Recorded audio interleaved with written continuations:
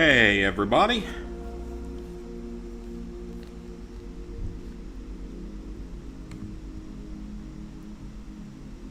Y'all let me know how the audio and everything sounds. Haven't streamed on the capture card in a while.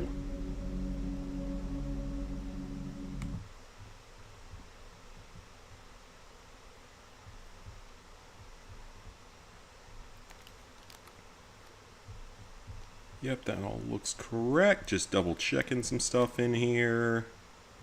Alright, looks like it's all running correctly.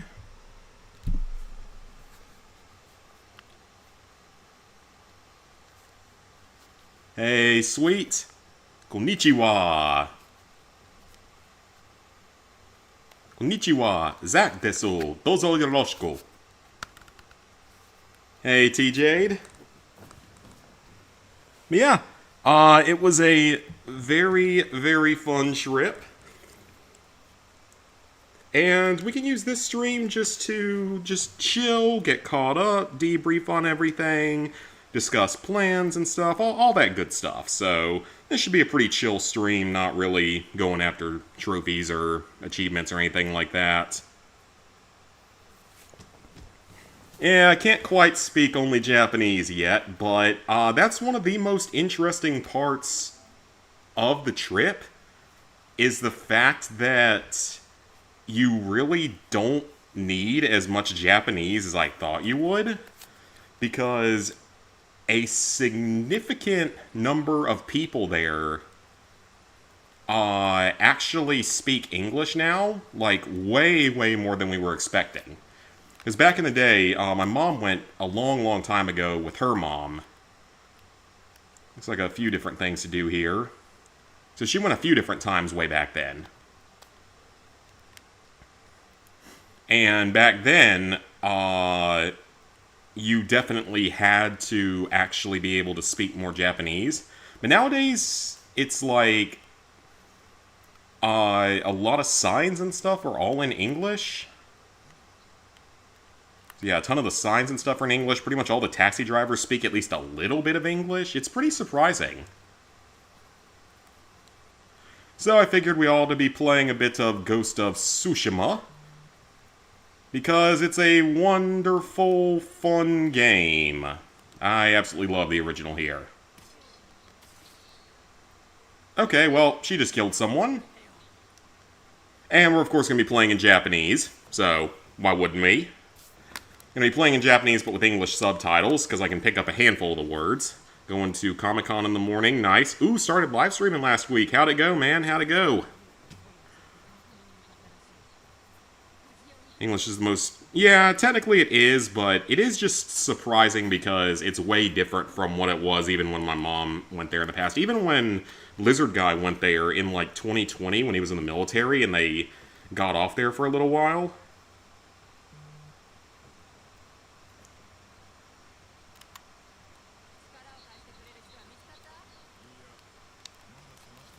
And we're playing on lethal difficulty, by the way, so it's gone about as well as you would probably expect so far. But now we got a chance to just ride the horse for a second. Got a bunch of LEGO sets on Amazon, a lot of stuff, massive discounts. Yeah, it's like a Prime Day or week or something. First stream forgot to turn on the mic. It happens. That's why it's your first stream. It's always just like a practice one. Learn how to make everything work. Bring the Tantive for 32 bucks, Ahsoka's for 38, and the Gideon Palviza for 17.50. Okay, yeah, you definitely did get some good deals then.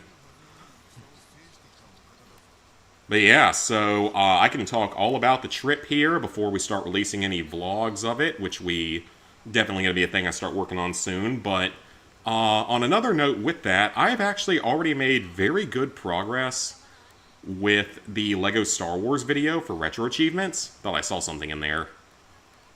I think it was just these things flying across the screen. But yeah, that Retro Achievements video is actually coming along pretty well at this point. Like, the script is written and recorded, and the initial editing's done, so I've been grinding on that these past few days, so I've been working on that. I've also been severely jet-lagged. The link doesn't show up on your main account, but you put it on the last live stream. That's weird. I don't remember I don't remember seeing it. Maybe try posting it on this one. Yeah, try posting the link to that channel in my comments on this one, because I don't think it'll let you do it in the actual chat. Because I feel like it either didn't show it, or I was just so caught up with everything else I didn't see it, which is possible. It normally costs $80. Oh yeah, that's a very good deal on that one. Just a test stream about 30 minutes long. All good though, but it is a test, so definitely a good start. As my first few streams were very short, and they were like Fallout 76 of all things, back when Fallout 76 was not a good game. I think it's going to want me to go over to that Outlook over there. Hagrid's got it for 45 instead of 75. Okay, that's nice. Try posting it at the end of this stream in the VOD in the comments. But yeah, so we started out, we left on Friday morning and flew over on Delta. It flew up to Detroit first. And then we had our actual flight to, what does that do? Oh, we can zoom in on stuff, okay. So the actual flight from Detroit over to Haneda Airport, I probably butchered the name of that a little bit, was not actually horrible. Like, it was long, don't get me wrong. It was a very, very long flight. It was something like, I don't know, I think it was something like 13 hours getting over there. But I watched quite a bit of stuff and also tried to sleep a little bit. But like I watched The Menu, that's a black comedy type of film. It's actually pretty decent. I finally watched the Minecraft movie. And I now know all the references. And I will say that movie was not good. And also, let me know how the audio for the game sounds, because I'm not sure where my capture card currently is on game audio. So let me know if you can hear the game audio or not, or if it's too loud or too soft, because I might need to edit that. So, anyway, watch the Minecraft movie. I now know all the references. La la la la lava cha chicken. Steve's lava chicken. Yeah, it's tasty as hell. And that movie, like, I feel like it was self-aware of how stupid it was at times. It had to have been at least somewhat self-aware for some of their stupidity. Sure hope you didn't yell chicken jockey on the plane and start World War III. No, I didn't do that. I just now know exactly what the reference is from the movie. Or the whole idea that Jason and Momoa and Jack Black had to 69 while flying through the air, because that's legitimately a part of it. So yeah, it was not a good movie, but it was in the bad enough to be at least somewhat entertaining. So it's not the worst thing I've ever seen in my life. I've seen worse movies than that. They officially announced the sequel today, and it comes out in 2027. So they officially announced the sequel, which is not surprising given the first one made like $1 billion, even though it was mostly dragged through the mud. And then, like, I have my favorite comfort, well, not even comfort movie, but just go-to movie of Top Gun Maverick, which they had. Absolutely love that movie. Then I watched some Below Deck, I think it was the Australian version of it or something. And that was entertaining enough. And then I was just, like, sleeping through stuff as well. Trying to sleep. I'm trying to think. I feel like I watched maybe a couple other things, but now I don't remember exactly what. They had a decent selection of movies.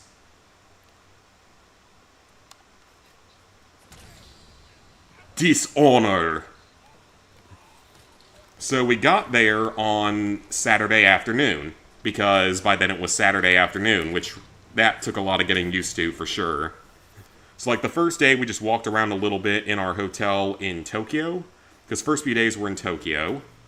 So we walked around and explored a bit, but mostly we were just super tired and just pretty much went to bed. The meals on the plane actually weren't too bad either, but we were in the premium select seats. That's what made it all a lot more tolerable.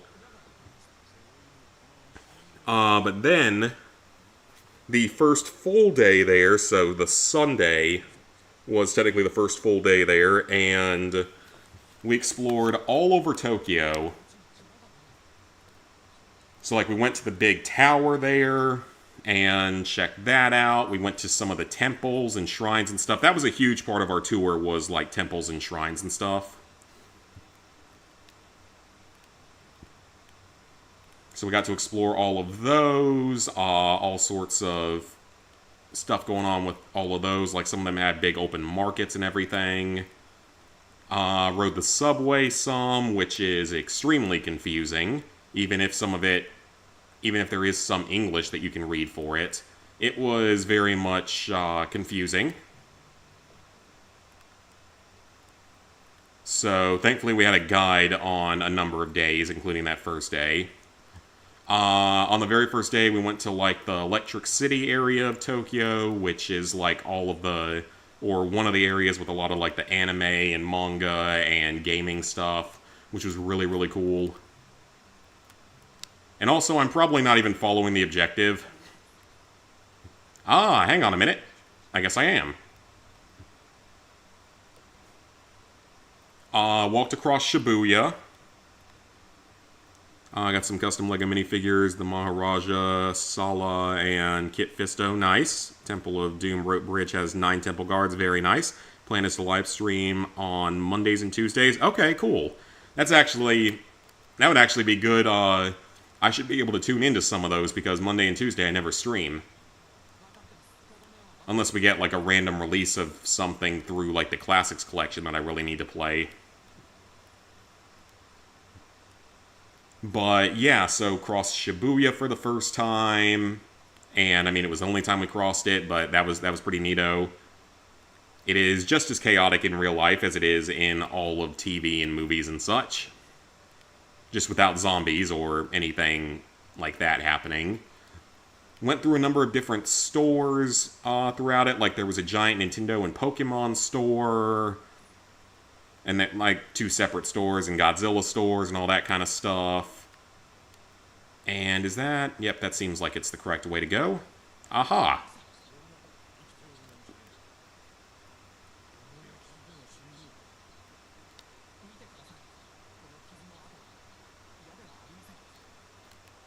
Oh, that doesn't sound good. Yep.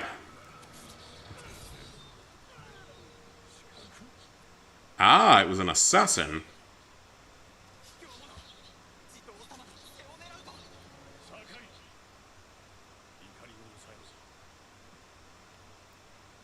That's so you can watch my streams later in the week. Oh, nice. Still need to get Lizard Guy to do more streaming. Been buying Lego Ninjago stuff now. Nice, because I know that I'm sure it's cheaper. It was big during your childhood as well. Okay, because it wasn't really a thing for me. So, that first day, though, was just so insanely busy. Because we ended up walking, I think, 8 miles on the first day. Like, 8 total miles or 8.5 miles on the first day, which was definitely not something that any of us were really used to. Yeah, that was a lot of walking. All in all, we walked something like 50 plus miles throughout our time there. Which is obviously very good for you, but definitely was not something that we were necessarily used to, all in all. But, I mean, lots of good exercise. Walked like 8 miles that first day. We were like dying by the end of it. And then, that was really everything for the first day. We ate somewhere, like maybe at the hotel or something. We ate somewhere close by for dinner that night just because we were exhausted. Then after that, the second day, so Monday, we did a samurai lesson, which was really, really freaking cool.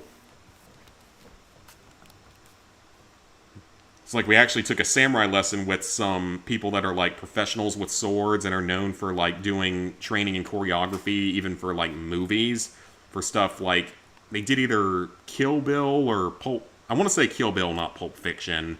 Like the original Kill Bill. They might have done something with The Last Samurai, or at least known about it.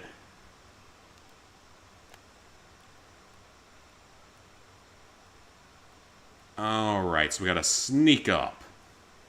And be dishonorable. But yeah, that was a really, really cool thing to do. That was so much fun. Like, we didn't use actual swords, but, like, wooden swords, of course, but such a fun time. Just getting to train for, like, a couple hours and learn all of that. We made takoyaki that day, which are those fish-shaped pastries.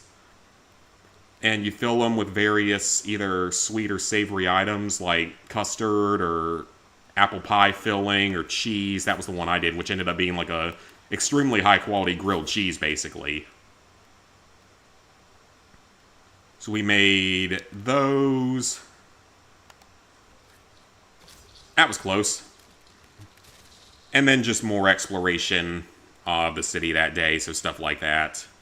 Another test stream tomorrow, just make sure the mic is working. Yeah, definitely test that a little bit. It takes a few streams to get used to everything, though. It really does. It's not something that's going to happen instantly. It takes some practice. Oh, we can't take whatever that is yet, because I think that's a collectible item. Some Star Wars stuff as a kid, but Ninjago was your bread and butter. It's fallen off a little bit. Busy playing the new remake of Yooka-Laylee and earning the platinum. Nice, Chris. I heard it's a lot easier than the original version.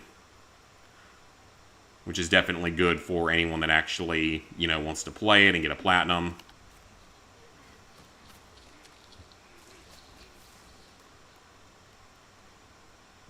And what's going on in here?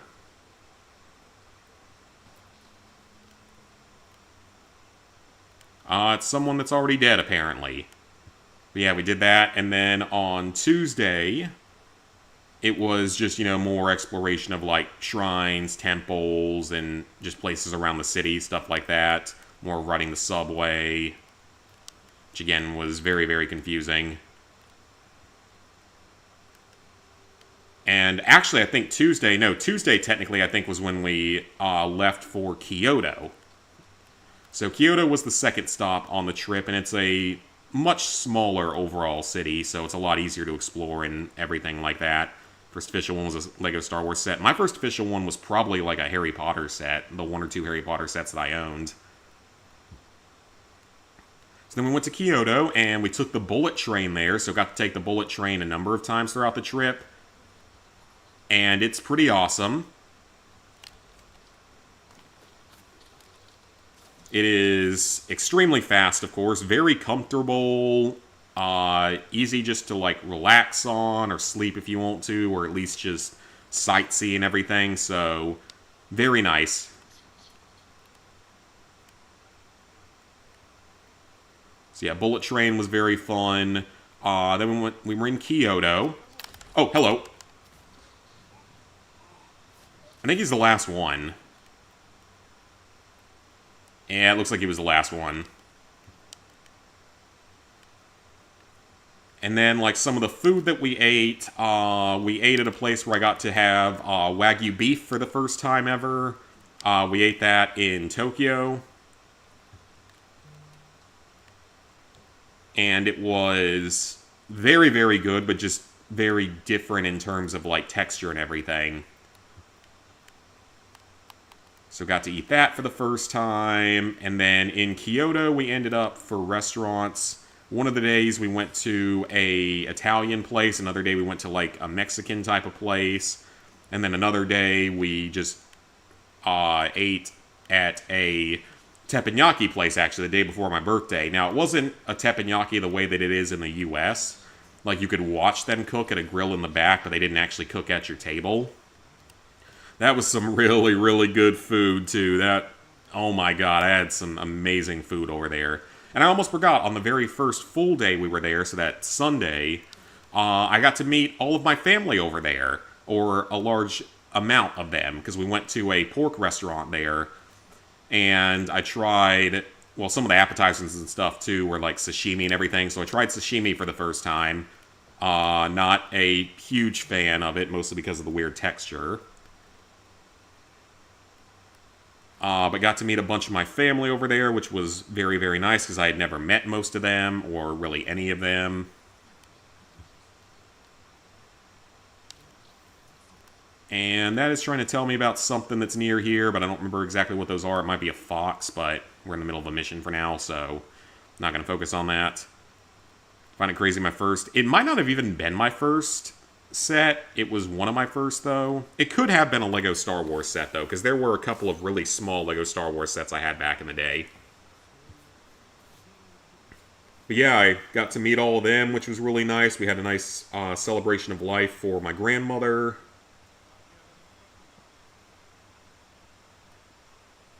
So yeah, it was a lot of fun just getting to meet all of them. So then in Kyoto, we went to things, again, like temples and stuff, and as crazy as this is going to sound, one of the days I was there, it was at one of the temples. I think, I might be wrong, but I saw a group of 3 people, and I swear that the guy in it, and even the wife, and then like a young kid with them, looked a lot like PewDiePie. So I have to wonder if, like, I actually saw him there, which, I mean, I don't know where he lives in Japan, but I know that he moved there a couple of years ago with his wife and his kid.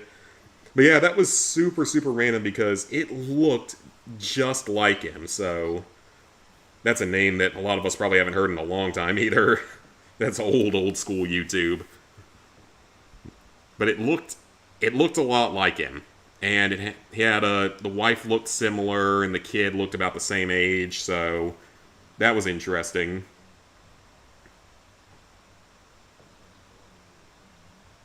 Went to all sorts of different stores and stuff around there.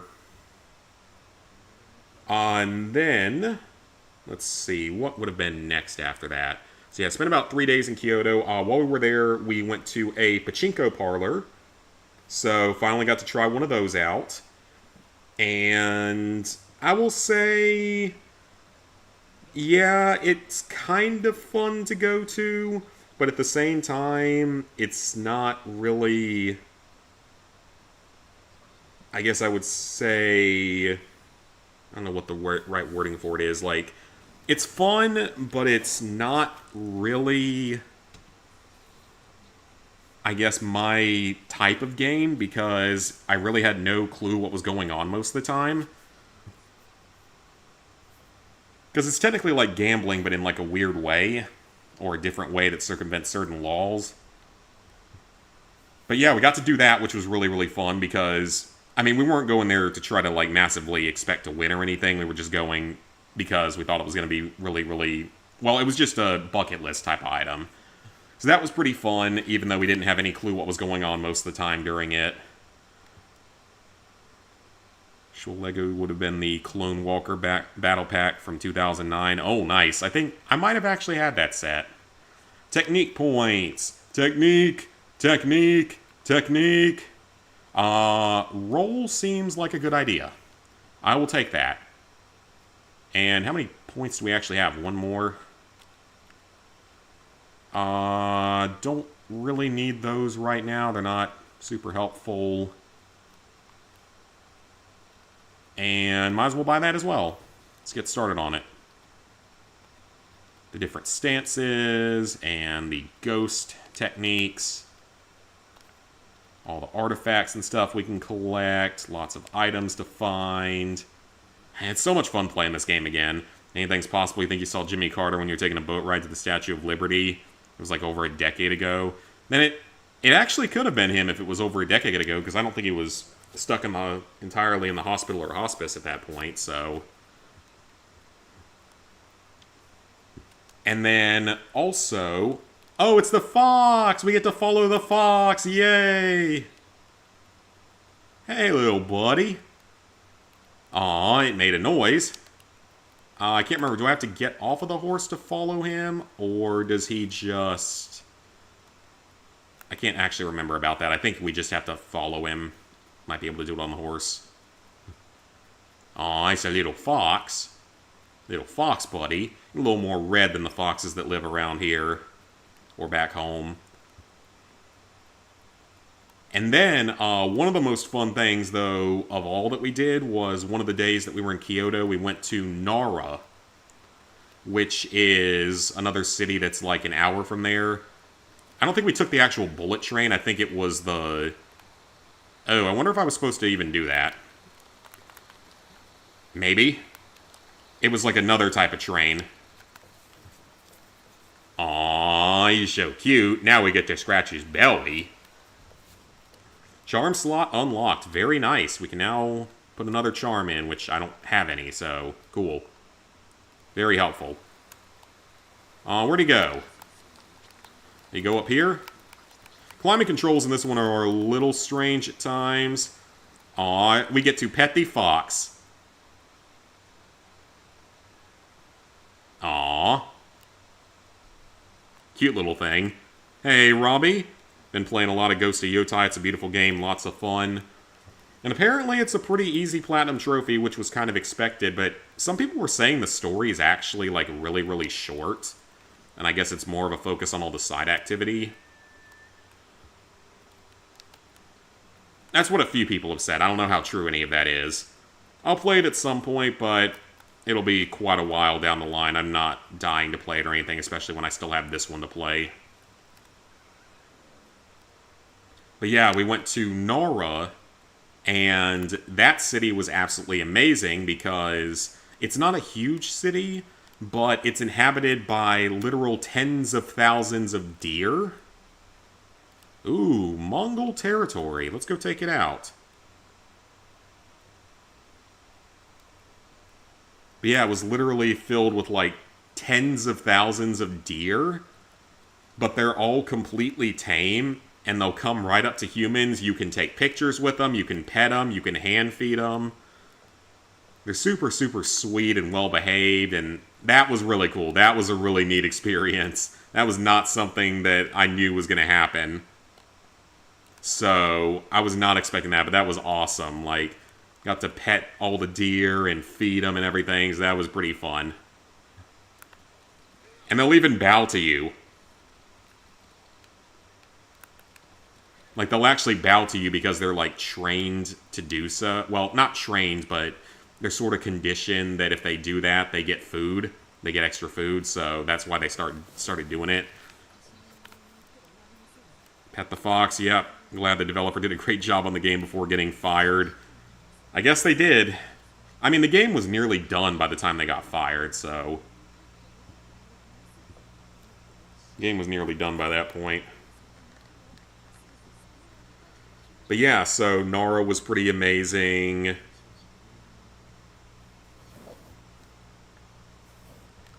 And then just Kyoto was a lot more, some of the same things with like temples and shrines and stuff, but also going to see like the pachinko parlor, and we went to a couple of arcades around there, played claw machines and such, which was very, very fun, of course. Their claw machines are just as rigged as they are here in the US, if not more rigged at times.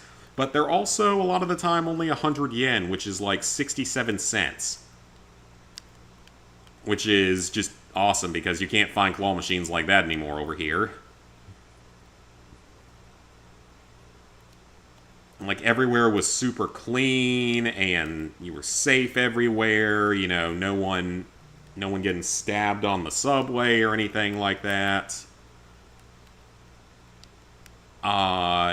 None of that stuff, just no stupid stuff like that. Everyone was very, very nice that we talked to, but they definitely are less likely to actually, like, come up and talk.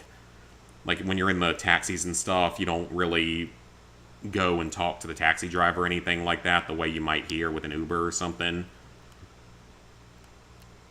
So that's a little bit different, but, I mean, everyone that we met was always super nice and friendly.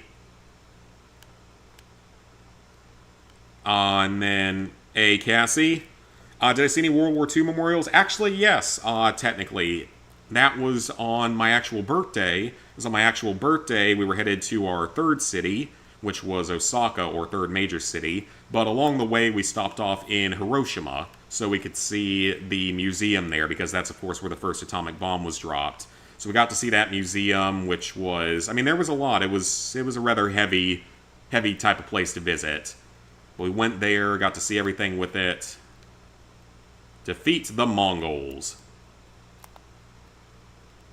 And alongside that, I wonder if we can sneak in or not. Things been alright. Been platinuming Megamind. The new disc you got worked, but waiting for a new CSI disc. Oh, gotcha. That sucks that another one didn't work. But yeah, we went to that museum in Hiroshima, and we got to see the exact epicenter from where the first bomb dropped at, which was crazy.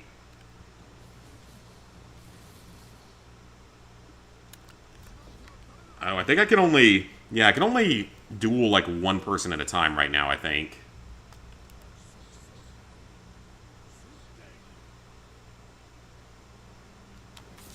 Ooh, one shot, one kill. Let's go. But now I have to actually fight, which I'm not the best at on Legendary difficulty. And these guys have shields. This was probably not my best idea. Yeah, this might not have been my best idea, because these guys are all shields, so... We're playing on Legendary.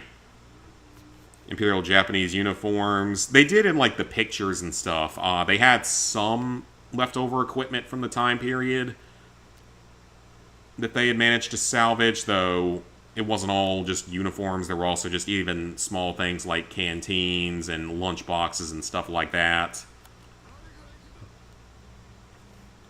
But yeah, we went there, and that was a big part of that actual day. And then for my actual birthday dinner, we ate at a place in the third hotel, which that had been the initial plan, and it was an actual, like, true teppanyaki place.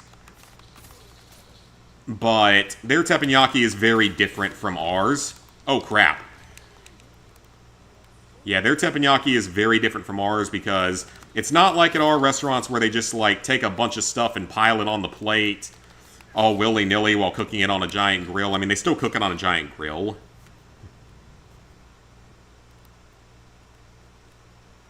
But they take a lot of care with everything, and they serve all the dishes sort of in a sequence in a lot of these places. So, like, they start off with some sort of, like, mini appetizer, palate cleanse type of thing. Not even palate cleanse, but just appetizer, then, like, sometimes a second appetizer, like, two different really small ones, or a amuse-bouche, whatever it's called. I'm not super familiar with fancy food words.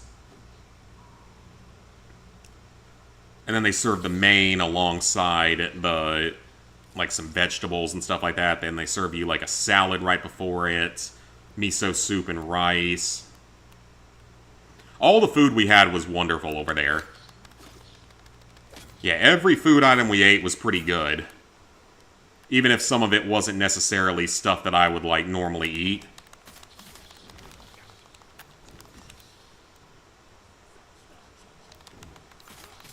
Yeah, there were some things that I wouldn't normally eat, like some of the fish-based stuff I don't normally eat. Especially the raw fish. Got to turn on the mic because no one was able to hear your 10 out of 10 humor. Started playing Mafia the Old Country on Chapter 9. It's a fun game. Hard difficulty isn't that bad. And checkpoint friendly. That's good. Nah, man, like I said, the first few streams are always a test just to make sure you can get everything working correctly. That's how my first few streams were. Do they not know that I'm here? They don't know that I'm here. Did they not hear all of their friends getting murdered?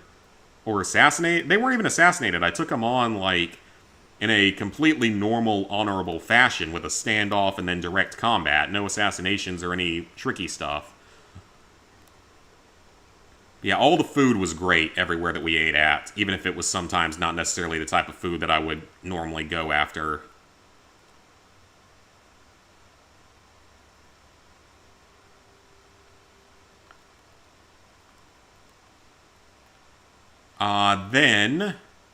So yeah, Osaka, we visited a bunch of just different things throughout the city. So, like, we went to a palace there. We also saw the Imperial Palace in Tokyo, or at least what we were allowed to see of it, because you aren't actually allowed to really go up to it.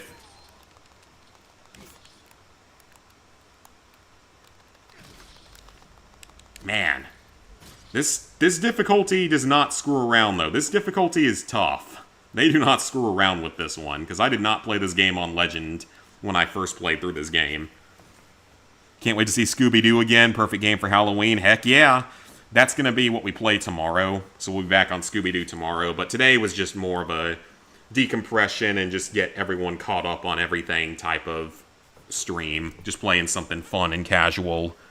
Although if I'm really struggling, I might have to drop the difficulty because clearly we're not here for 10 out of 10 gameplay tonight.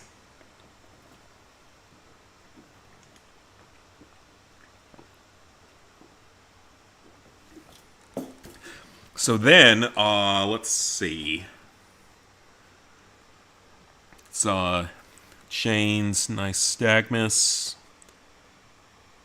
Okay, so yeah, hopefully if you can put it in the comments at the end of this one, we'll be able to see it.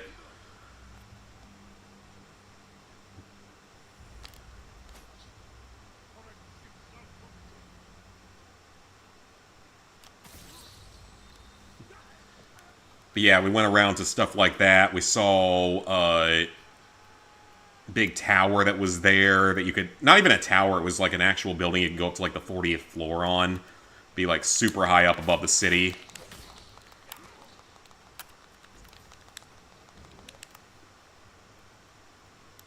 Okay, I think I know how to beat these guys now. Just do that and then swipe. Oh, no, there's one. And then when you're doing that strike, you do have to hit. You have to be a lot more careful with it. Because you can stagger them afterward, but then they get their thing back after a while. Spear guys are pretty easy, though.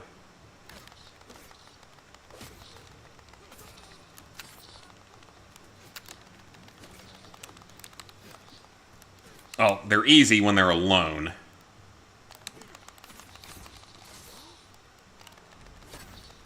There we go. I'm getting the hang of it, though, slowly. I am definitely learning the game. Well, not the game, but just learning the higher difficulty. Oh, great. Whole nother group of them. Okay, that guy. Those armored guys, I remember being a pain in the ass. I don't even remember how to fight them.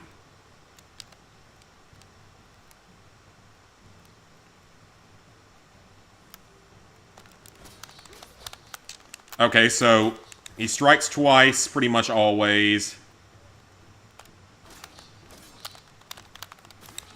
And then I can just hit him. Okay. Maybe that won't be so bad then. Oh, man. Okay, I might drop the difficulty because this is not going well, and I don't want to be stuck on the exact same thing for the entire night, so... I may drop it down to hard mode, where I won't immediately die. Because I played the original game on normal difficulty when I first played through it. I think I should be able to get through it on hard, but I don't want to be stuck on the same thing forever, so we're going to drop it from lethal for now, till I get more used to it. And for the most part, I'm just going to be playing this on my own, so...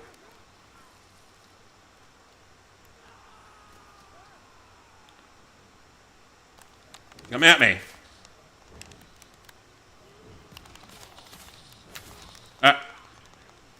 Well, yep, now we can actually take a hit.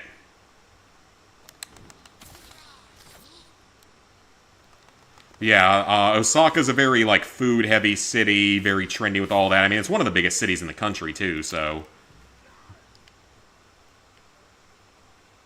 And then on the very last night that we were there, we took a bullet train again over to a small town...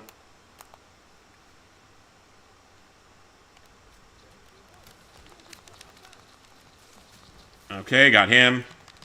Yeah, we went over to a small town near the base of Mount Fuji. So we got a beautiful view of Mount Fuji on the final night. Then in terms of the hotels we stayed in 4 total different hotels.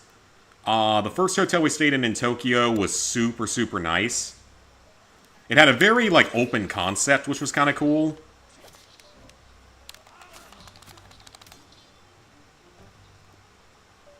And then, like, most of the places we stayed at had, like, open baths, or I guess you could call them that. Or wet baths, where it's like the shower and the tub are like in there together and you can just shower next to the tub all in one room.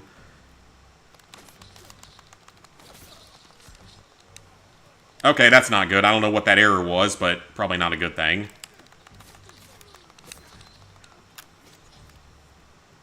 The second hotel we stayed at, so the one in Kyoto, was also super nice. Ooh, okay, so we're working toward a new stance.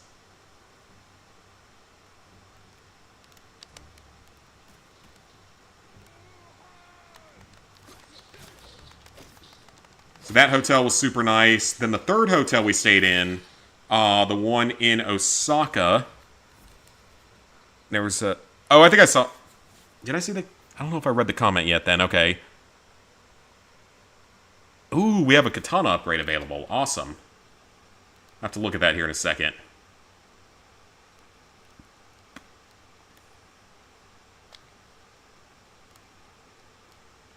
Let's see. Forgot to tell, but there was a custom Lego Arthur Morgan minifigure ended up getting that was UV printed on Lego. Oh, nice. Remember talking about how overrated GTA 5 was and you think GTA Online is trash? Yeah, send a picture on X. PlayStation group you're in started. Discord channel. Gonna have a Platinum A to Z race. Ooh, very nice, very nice. Gonna make a short test stream tomorrow at 8 p.m. Sounds good. Forgot to mention you do have one sub right now. Okay, that's good. Well, I'll sub to you once we get through this stream for sure. It'll be nice having other people to watch that aren't just the major channels. That third hotel was interesting, though, because it was more of like a businessy hotel. And that one wasn't quite as good because, like, you couldn't change the language settings on the TV like you could in the other potential places. And we didn't watch much TV, but sometimes we turn it on at night just to see what was going on. So, like, one of the channels we got one day just had... There were some weird Japanese game shows and stuff on there, which were, of course, hilarious. Like, there was one where it was just people commentating on the lives of cats. Like, that was a thing we watched one night. But we didn't watch too much of the TV. We did watch a little bit of Netflix and Prime TV. So, Prime TV, we got to watch... my dad got to see the final couple of episodes of Fallout Season 1, since we're actually super close now to Season 2. We're only 2 months away now. And then we watched the first couple episodes of the third and final season of Alice in Borderland. It's been interesting so far. Oh yeah, survivor camps. I remember these areas. So yeah, it's been interesting so far. Only watched the first 2 episodes, though. Some good games so far as well.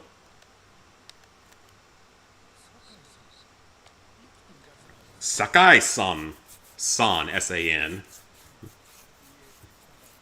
But yeah, that was, that hotel was a little more... less nice in that way. But the fourth hotel we stayed at, so the one that was near Mount Fuji, was really, really neat.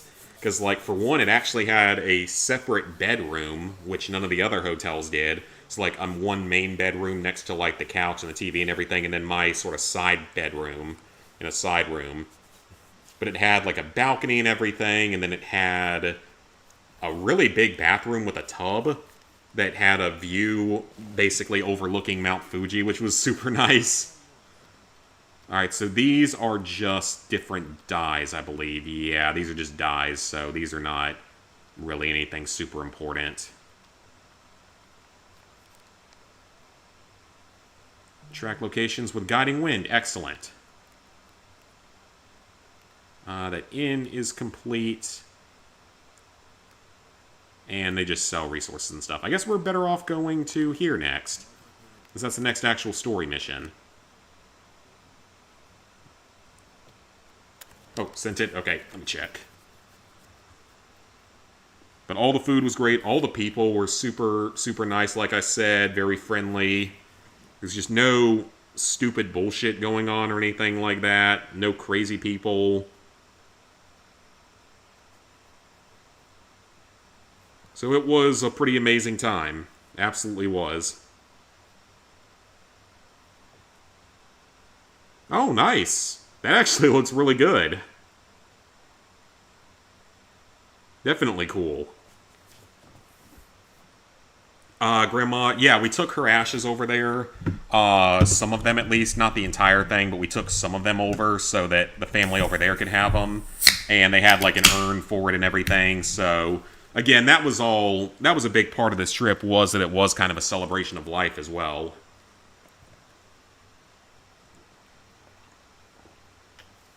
But I picked up a number of souvenirs and stuff, which I'll show off in the videos. In the third hotel actually, it was massive and it had a built-in floor that was just a massive, like, store for. There was a Nintendo store in it, a Pokemon store, a Capcom store, a One Piece store, and like a Pokemon place where you could play Pokemon against other people, like the actual card game. But yeah, there was all that stuff. A Tomika shop, which is apparently I guess you could say like a Japanese version of Brio train sets. It's sort of like that. Oh, right, you can get attacked sometimes by actual wild animals. So yeah, that was really, really cool. So I bought all sorts of stuff from the Pokemon store because they literally had like every type of Pokemon in plush form, or a huge chunk of them. There was all sorts of Pikmin stuff over there, which was great because you can't usually find Pikmin stuff over here the way you can some of the other Nintendo IPs. So I got quite a bit of Pikmin stuff, including out of some of the claw machines and stuff. Claw machines were a lot of fun. I also got lots of weird food items to try at some point. I can't read what any of them actually are because they're all in Japanese, so that should be entertaining. That'll be part of the vlog series as well. That'll probably be its own separate vlog toward the end. Now, a handful of things that I wish I had known, or really recognized before going over there, was that one, an enormous chunk of the people actually speak English, which, like I said before, is actually super nice. It makes conversation much easier. But a couple other interesting things are, like, there's no trash cans anywhere, so you pretty much have to hold on to whatever you're carrying until you get to your destination and hope that there's one there.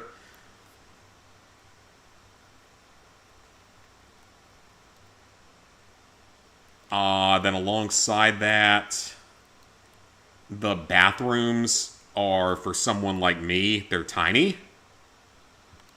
So for some of you guys out there, probably wouldn't be that big a deal if you're, you know, a more, like, average-sized person. But, I mean, I'm already technically a little tall, even by American standards.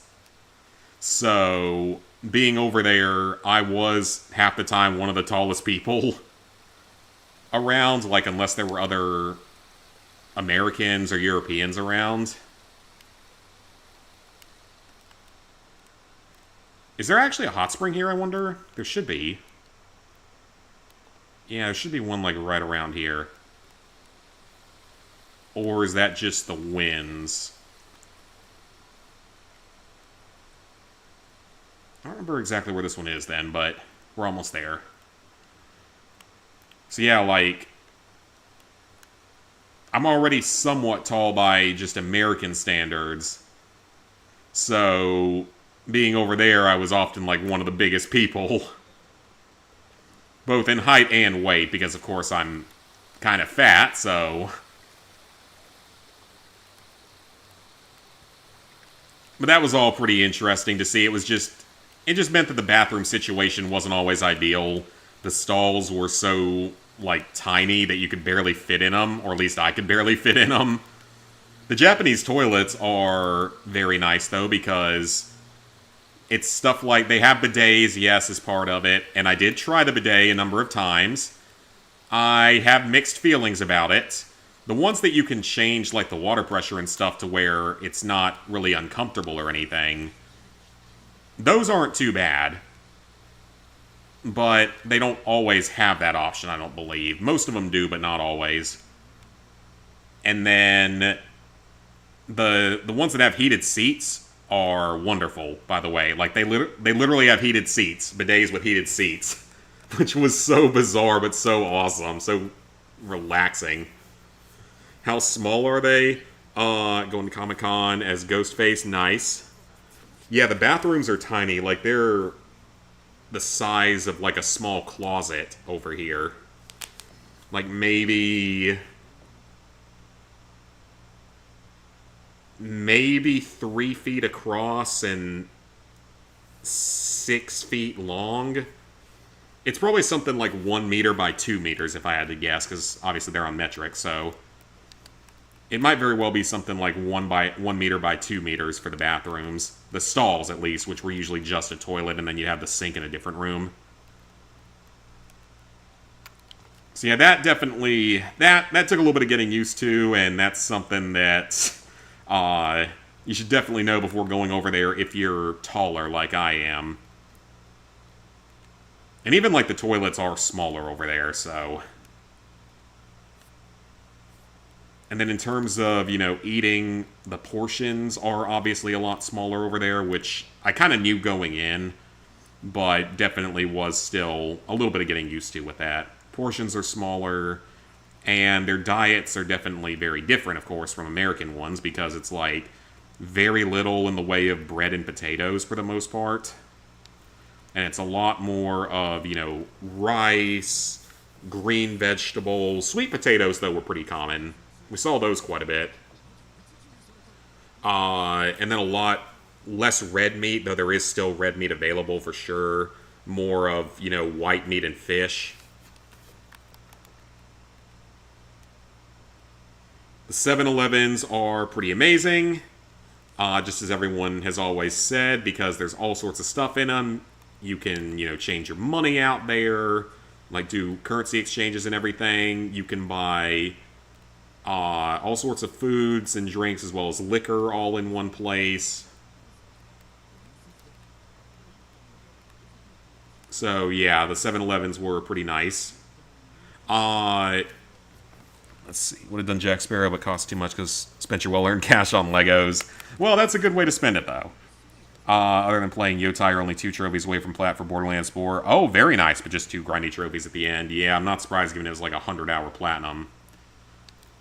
What PowerPix said. Do you dry yourself? That's what the toilet paper's for. That's what the toilet paper's supposed to be for, is for the drying part. One's completing challenges for a specific weapons class, like shotgun challenges, and the other one's level 50 with all 4 characters. Ew, that doesn't sound particularly ideal. Usually it's only like level 5 or 10 at most with the characters, so you can get all their abilities. What's completing? Saw some people plat Yotai. Yeah, but some people I know had early copies of it. Not everyone, but some people had early copies of it. And I suspect that if you rush through it, you probably could get through it a lot faster if you're skipping the cutscenes and stuff.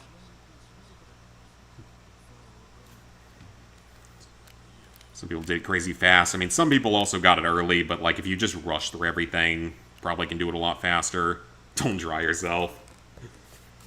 But, yeah, the food situation, the portion sizes are definitely a little bit different with all of that. The 7-Elevens are amazing. That looks like a beehive, which is probably not something I want to disturb right now.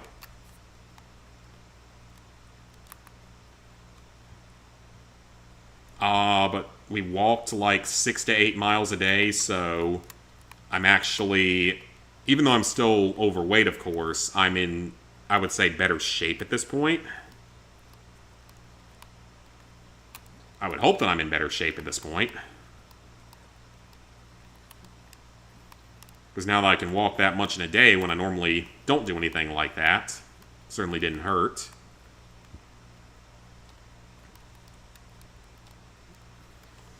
And then, like, the train system and all, like I said, was super confusing for me, so I don't know.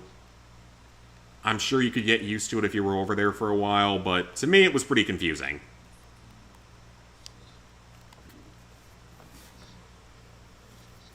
It's your dry itself. Okay, yeah, that's fair enough if you're sitting there for long enough. Get to level 50 with your first character and endgame stuff. Oh, you can start the others with an accelerated start. Okay, that's not as bad then. Hate that they aren't normalized. Maybe someday. It's mostly more of a thing in Japan, but you sometimes see them in Europe as well, some parts of it. And other parts of Asia, but we'll see. Maybe someday.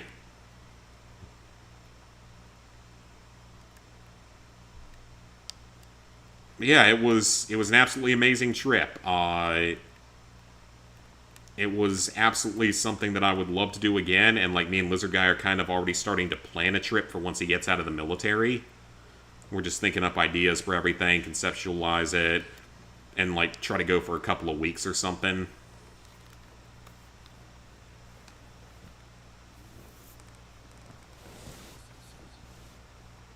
Yeah, we might go for like a couple of weeks once he gets out. I don't know if we would take some of the other guys along, just do like a big guys trip or something. We'd have a lot of fun with that, I'm sure, because then it wouldn't be as much exploring during the day. It would be more exploring at night and seeing the nightlife and stuff, because you can actually, walk around without getting stabbed or shot over there at night, including in these giant cities. As long as you're not acting like Johnny Somali or something, you're going to be fine.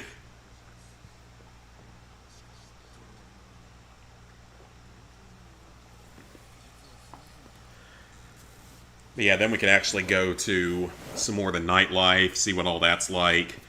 Hopefully, I'll know more Japanese by that point to where maybe we could actually get into some other places.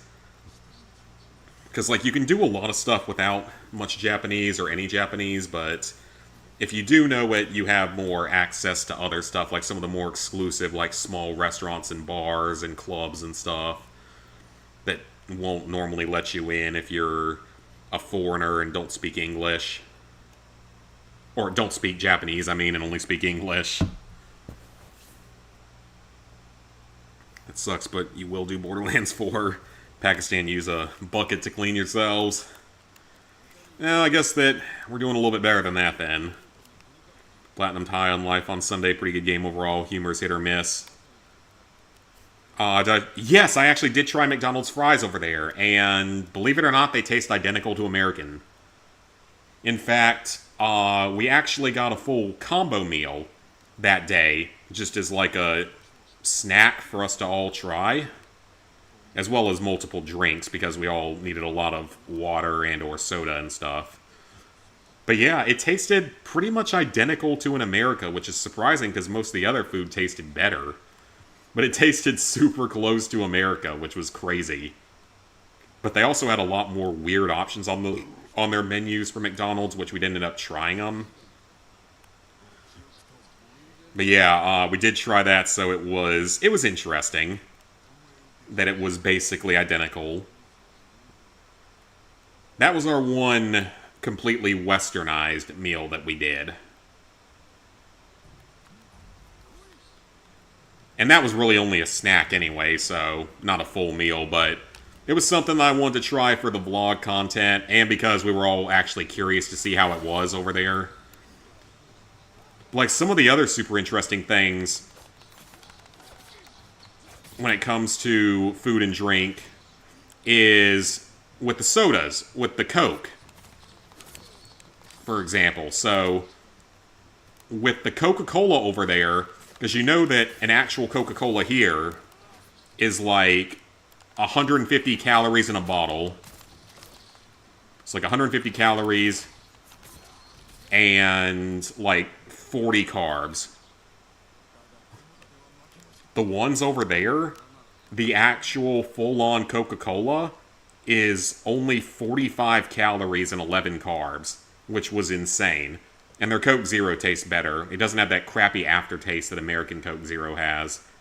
It's why I sort of switched back to Diet Coke over Coke Zero, because it doesn't have that crappy aftertaste.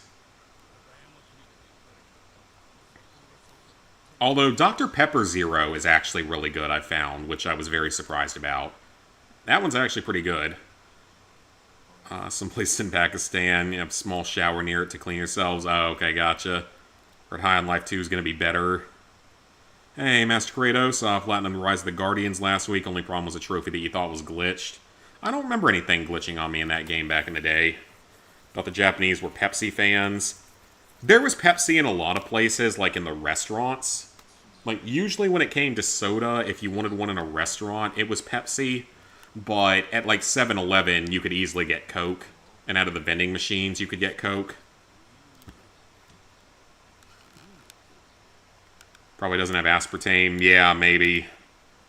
Never had a bad aftertaste with Coke Zeros. I don't know. I just always feel like they leave a really weird aftertaste in comparison to Diet Coke or any other soda. Maybe that's just me. Maybe I'm just dumb.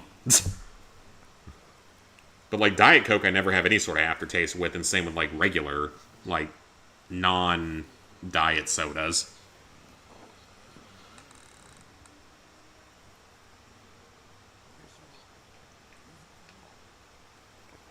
Oh yeah, I do not really drink Pepsi for the most part. I used to like it a lot more, but I don't know. It's like something about it, I just don't like it as much compared to Coke anymore. Even though I mostly just drink diet stuff. They use almost the same ingredients, true. But yeah, even just stuff like that was so insane because it's like, how do they manage to make it with a third of the calories and a quarter of the carbs compared to the American version? It's just insane. And have it taste just as good or better.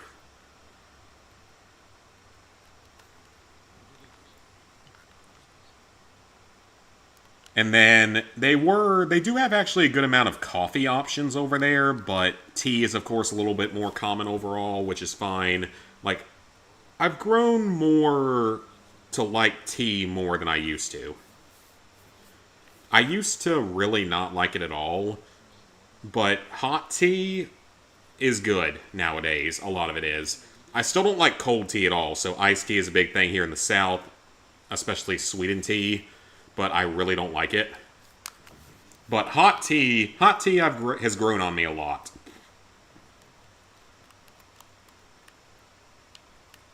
Yeah, hot tea has grown on me a lot.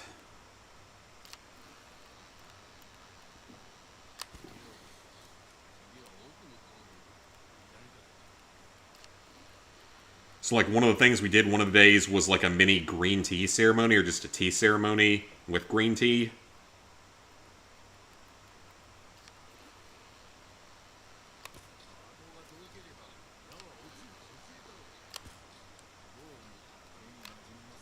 Yeah, I've grown to like that more, so that's good. This tea's good for you. As long as you don't put anything in it, it's good for you. And like matcha and stuff, there's a lot more matcha stuff. Which, I still don't like matcha. For the most part. That one hasn't grown on me yet.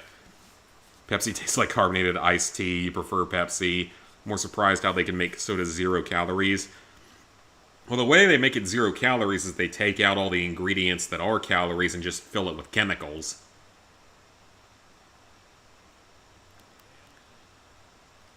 Eventually going to try and clean up the trophy list for DreamWorks animation movie tie-ins, so like all of them.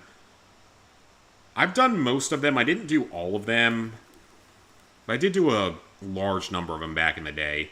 Thought I hated tea. I thought so too, but more recently it started to grow on me a bit. I still prefer coffee, don't get me wrong, but it has started to grow on me a bit. It also doesn't give you quite the same caffeine boost as coffee does, so that's part of the reason why I'm not as partial to it. Original is already chemicals in general. True, but it's not as many chemicals as the diet versions. Because they have to remove the stuff that tastes good in order to still try to make it taste good. They have to add other stuff in. Like Pepsi more than Coke. I did as a kid at times, and like my granddad still does. For tea, coffee feels bitter.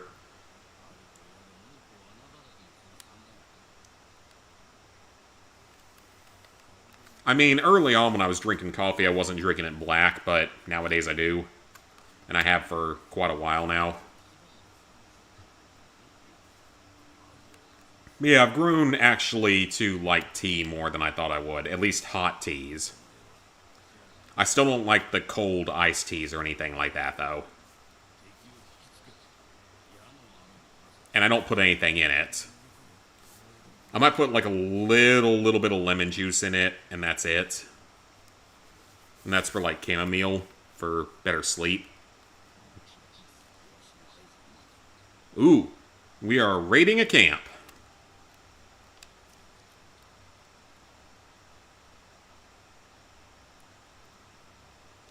So we're probably going to let that group go by first, aren't we? Or are we going to try to blow them all up? We might try to blow them all up. You still have Puss in Boots. That one was pretty easy and pretty quick, I remember.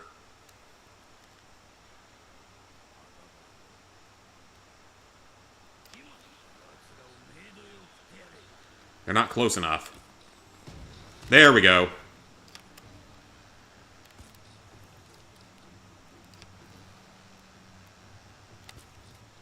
Oh, that actually wasn't an instant kill, but he stepped backwards into the fire.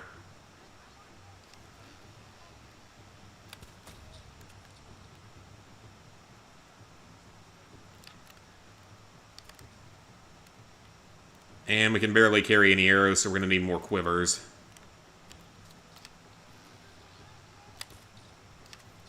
Oh, that was bad. That was a bad miss.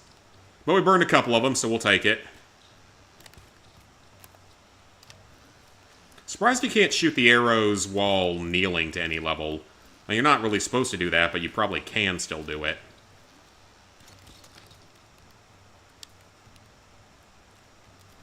Take an espresso shot sometimes.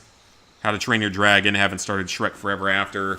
Yeah, Shrek Forever After is pretty quick and easy. Have not done the How to Train Your Dragon games. Never did any of those. I know Platinum Pace is playing, or he just, like, finished them.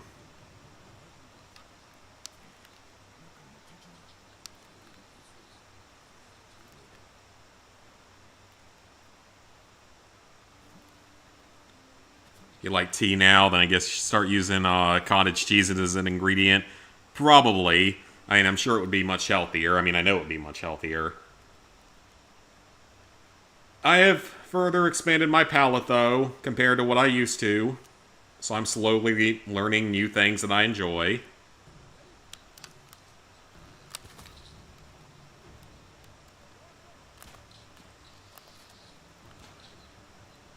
Alright, come at me, bro. Perfect block. Take him down. And parry, I mean...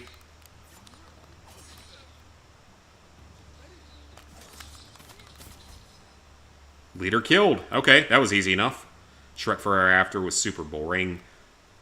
Yeah, that was not a particularly fun game, but that was so long ago, I barely remember it. Interesting how this camp randomly has like 1,000,000 archers in it for some reason.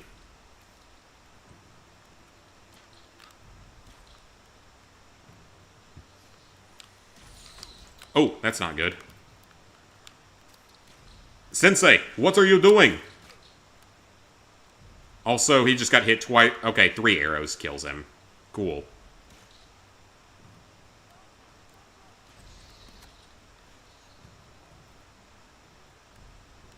And we should be able to climb up this roof here. We can. There's only a few things you don't like. And I mean, to me, there's only a few things left that I don't like. That I've tried, at least. Now, there's some things that I still haven't tried, like certain types of fish, obviously, that I don't think I would like, but you never know. Maybe someday.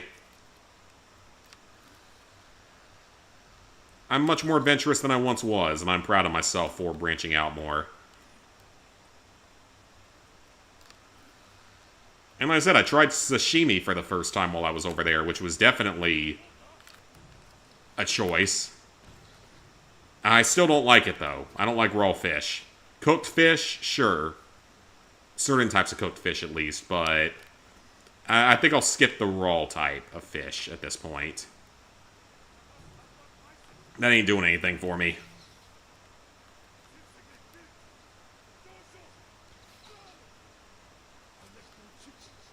Alright, anyone in here? Anyone in this temple? There are many... Well, I call it a temple because it reminds me of all the temples we went to. Did I find a Japanese girl there? Unfortunately, no. I didn't have too much luck with the dating apps because... Honestly, I wasn't on them that much because we were so busy walking around and exploring. I didn't think as much about it, but also because I'm not going to, pay for Hinge Plus or whatever. Well, no, the weird thing with the apps is that, like... Tinder over there is, of course, all bots. Bumble, you just don't get very many chances to like people per day if you're a guy. And in Japan, you have to ID verify yourself for all the dating apps to be able to chat with people. Which is interesting, because I'm not about to put my ID into Tinder. That sounds like a really bad idea. That sounds like a disaster waiting to happen. So Tinder was basically pointless over there because of that. And because I'm not, paying for Tinder Plus or Platinum or whatever the fuck they call it now. Bumble, I'm not paying for that Plus subscription either, but you had to do the age verification as well for that. Hinge, you don't seem to have to. But Hinge, for some reason, was far more like non-Japanese girls. It was a lot of like women from other countries visiting. So like a lot of like European girls and like Australasia area, which was kind of strange. But honestly, I didn't focus too much on it just because I was, so busy with everything else and so tired at the end of every day. And the fact that, even if I had matched any of them, like, what was I going to do? I was there with my parents. It's not like if me and Lizard Guy go. So me and him went, it would be a little bit different. Because we'd be going out at, like, night and stuff, and... he's even a little bit taller than I am, so we could actually end up probably meeting people at nighttime at, like, bars and stuff. Or clubs or anything like that. Because he's even, like, an inch taller than I am, but much healthier. Or we get Nick to come along with us. Oh, God, if we brought Nick along, that'd be so much fun. He's my friend Nick, not like Nick AR or something. My good friend Nick. He's hilarious, and he would... be very good at, like, the outgoing aspect of it. He's far more extroverted than me and Lizard Guy are.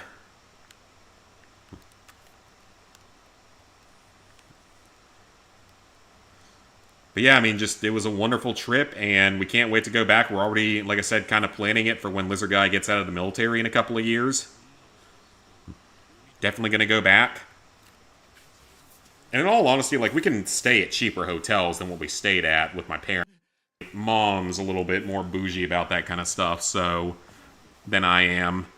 Not saying I would stay in a capsule hotel as my preferred choice or a hostel, but would definitely stay in cheaper places because we now know that it's completely safe. Literally, we went into a grocery store one day because we had never been into a Japanese grocery store, and there were just dozens of people that parked their bikes out front, and no one messes with them. No one does anything to them, steals them, or any of that stuff. We also looked it up, and the punishment for theft in Japan for a foreigner can be instant deportation and a ban from ever coming back. And for people there, it's like up to 500,000 yen and up to 10 years in prison. Just for stealing. Which is just, like, mind-boggling compared to how it is in the US, where it's not even punished most of the time. Also, just delete the dating apps, maybe. Use your $5 monthly coupon for Wolfenstein from GameStop, Naruto Ultimate, Ninja Storm Revelation. Yeah, I actually used my coupon as well to pick up the Mario Galaxy Bundle 1 and 2. Gonna be playing that at some point soon. Probably not on stream, but very, very fun game. I haven't played Galaxy 2 in so long. Though we can also watch me rage at Galaxy 2 if you guys want to see me do that, because some of those later levels are pretty fucking hard in Galaxy 2 compared to Galaxy 1. Isn't Japan's cleanliness standards very strict when it comes to housing? Oh, yeah.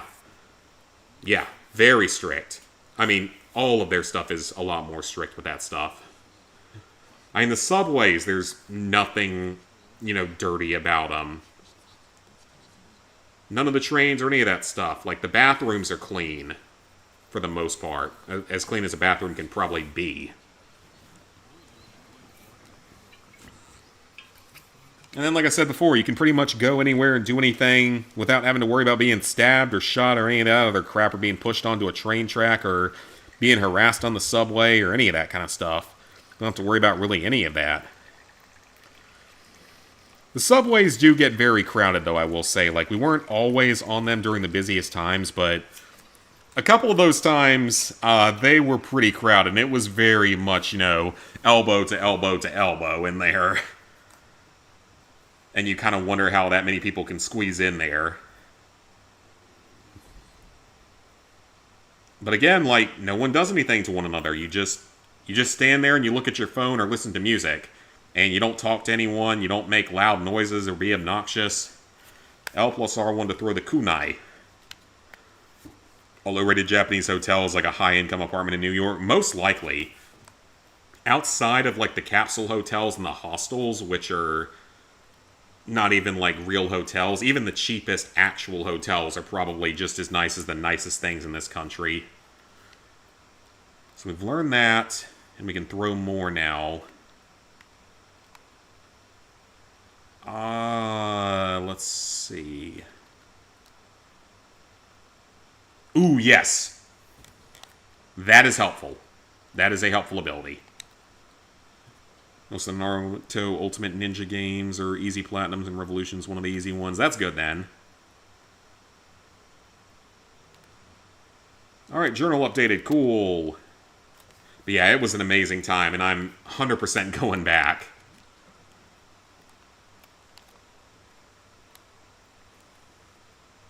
Okay, so that's a fort, and then there's stuff over here that we can deal with, so we can continue on with that mission.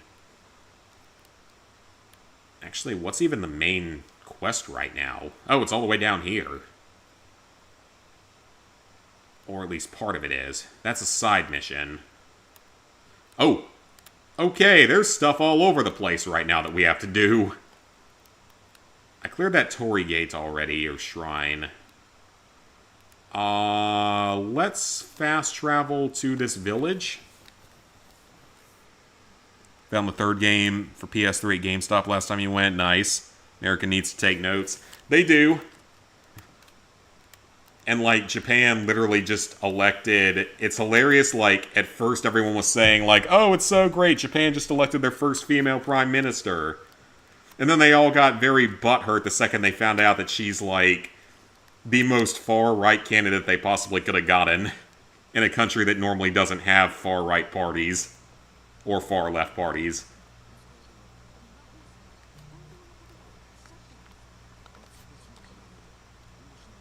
She was a prodigy, or not prodigy, but like trained and learned under Shinzo Abe, however you want to pronounce his name, and is like way further to the right than he was, so, and they just straight up elected him, so. Yeah, America can take notes on certain things. It's also crazy because there's no diversity there. Which, I mean, I kind of expected, but I wasn't expecting it to be as extreme as it actually was. And that's part of the reason why it's so, like, safe and clean and everything like that.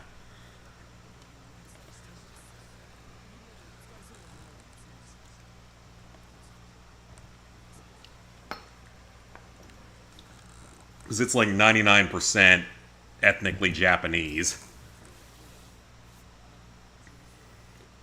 Or it's like 99% ethnically Asian, so Japanese, Korean, Chinese. And 1% everything else.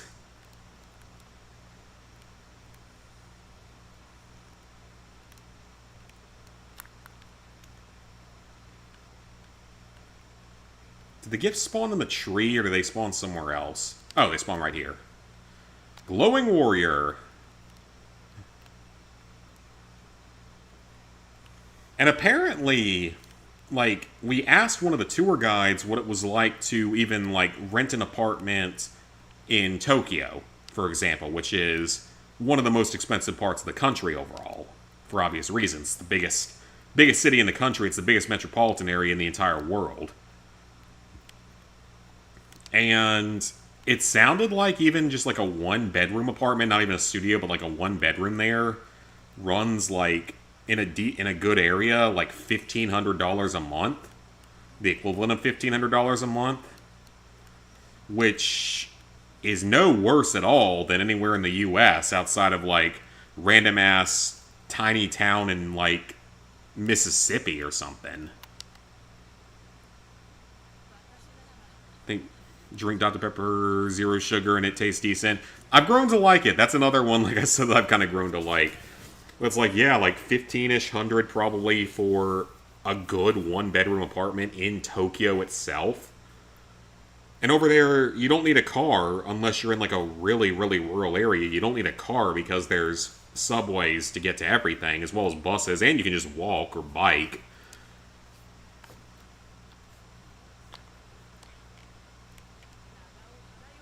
Okay, we need a lot more stuff for that. So you don't need a car, you don't need car insurance or anything like that. Apparently getting a license over there is actually, like, way harder and way more expensive as well. It's like, according to one of the guys that we talked to that was a tour guide, it's like $2,000 to get the whole process done over there for getting a license. But he was smart. He was a younger guy. He's my age. And he studied in the U.S. for a while, so he got his driver's license in the U.S. and was able to transfer it over to Japan for a very minimal fee, so that was kind of funny. But a lot of people don't need any sort of license over there because you can just take the subway everywhere, the bus, or walk, or any of that stuff, so...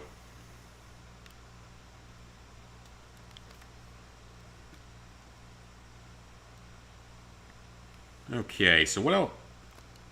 Swordsmith? Where's the swordsmith? Okay, someone was screaming over there. And this is actually a lot how the temples looked when we went over there, so... Very similar design overall. Just a lot less crowded in-game than they are in real life. Good one is probably good in terms of Japanese standards. Assume an apartment that is considered poor to them, but great for us is even cheaper. Probably true, yeah, because, like, I've seen the videos of the apartments and stuff over there, and some of the ones that are only, like, less than $1,000 a month, yes, they're small. They're quite small, especially by American standards, but they look nice enough. They're just really small. So if you don't mind being a little bit minimalist, you can probably live at a good area of Tokyo for less than $1,000 a month for an apartment. And that's Tokyo. You go to one of the more outlying cities or something, it's not going to be anywhere near as expensive.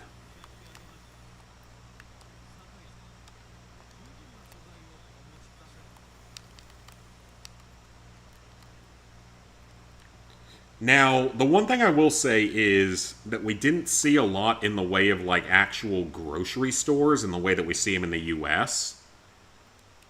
So I'm sure they were there and we maybe weren't looking hard enough for them. But that is one interesting thing, is that we didn't really see a lot of that, to where it makes me wonder, like, do they actually do a lot of cooking? Overall, like, do they actually do a lot of cooking, or do they do more of just, like, either eating out or buying, like, pre-prepared types of foods? Had to make me wonder about that one, because, like, we only saw, like, one grocery store there, so it does make me wonder a little bit about that, because, like, the 7-Elevens, you can either get pre-prepared food or, like, you know, your ramen and stuff like that.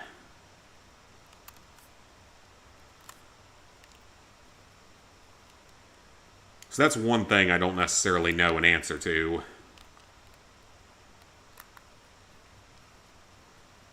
But we did see one grocery store, and the prices weren't too bad there, from what I could tell, from doing quick calculations on the yen conversion. At least compared to what we're used to here, the prices weren't that bad. Now, they of course spend more money in terms of, like, some of their taxes and stuff, but some of their other taxes actually aren't that bad. Like, their property taxes are apparently insanely low compared to the US. I'm sure their income taxes are much higher, though, with other things they have to pay for, from public transport to universal health care and stuff like that. I'm sure that all of that's more expensive, or more of your income's taken. And of course, Japan, being the most rapidly aging country in the world, is going to be in serious trouble in about 10 years with that stuff. Assume Seoul is crazy expensive. Yeah, Seoul is more expensive from what I can tell. I think there's a reason why they made Squid Game set specifically in South Korea compared to most other countries. and why they're then going to do a US version as the next one. And then in Japan, I think they also will like do whatever they can to make, when you get to a certain age, they might try to like get you out of the workforce to some degree, and there's like laws related to some of that stuff. Oh, hello.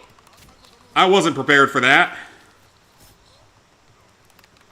That was not violating the samurai code. He snuck up on me. Okay, he snuck up on me. That wasn't a violation of the samurai code. That was just me being snuck up on.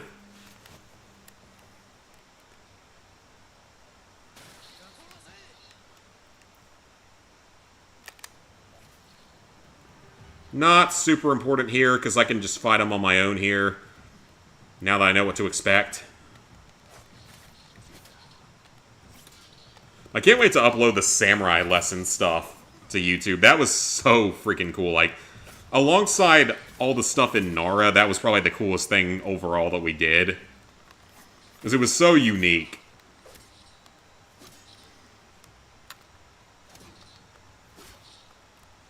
I actually recognize all these strikes that he's doing, because we learned all of these in that lesson. And his pose currently is like the... Well, they called it like the movie star pose, but... I recognize all that stuff, which is crazy. I'm trying to learn more and more of the... Or realize more of the language. Second save in Dead Space 2 at the start of Chapter 8. Last going to be in the middle of Chapter 13. Never played it, so I don't know exactly what the best places are. Hey, Secret Underdog. The trip was amazing. Japan was absolutely incredible. And I am super ready to go back. Not gonna lie. Super ready to go back. That's why me and Lizard Guy are already planning that for a few years from now. In all honesty, I don't mind just, like, spending more money on the flight over there so we can get into, like, a premium select type of cabin or business class, and then spend less on the hotels, because we can, even, like, the cheap hotels are going to be better, probably, than stuff in the US by far. And then we can just eat cheaper as well, most likely. Hell, if it desperately came down to it, we just eat KFC and McDonald's a few times, even though I don't want to do that, because obviously then you're not taking in the culture and the food and stuff. But if it comes down to needing to eat cheap and being over there for cheap and being able to stay there longer, I'm not against the idea of it. Anything that lets me be over there for longer, pretty much. Is this Ghost of Tsushima on the PS4? It is the PS5 version. Hey, Rasbin. Good friend is currently in Japan, there for a month. He was born and raised there. Oh, very nice. Yeah, man, Japan was absolutely amazing. It is 1,000% worth visiting. Beautiful country, great people. It was just an amazing trip. Absolutely one of my favorites I've ever been on. Only East Asian country you've ever visited was Singapore. Singapore would probably be pretty nice, too. And South Korea would probably also be nice. Plus, it has, like, even more beautiful women than Japan does. Like, Japanese women are among the most beautiful, and South Korea is probably even a little bit better.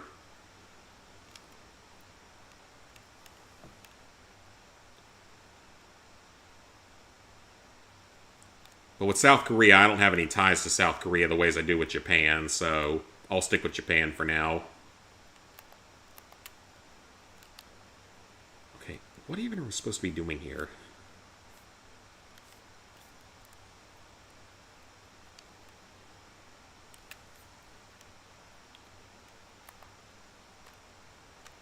Am I supposed to be...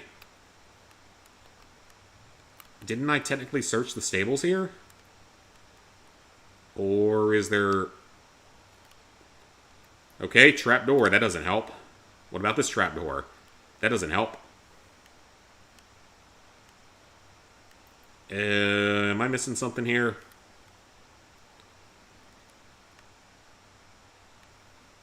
Is it more somewhere back here? Singapore is massively expensive. Probably. That doesn't surprise me at all, actually. Do a Criminal Mastermind 3-player run on GTA 5?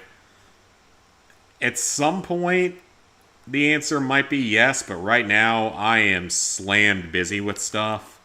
I have a bunch of stuff I have to edit. I have a lot of research and preparation to do for Fallout videos when Season 2 comes out for lore. Though I will say, with Season 2 apparently is going to come out on a weekly basis instead of all at once, which kind of sucks. Because that means I'll have to wait a week between each episode, and probably have more people complaining between each episode over lore. Stay longer in Japan, get a wife from there. I'm not against the idea of it. I am not against the idea of it.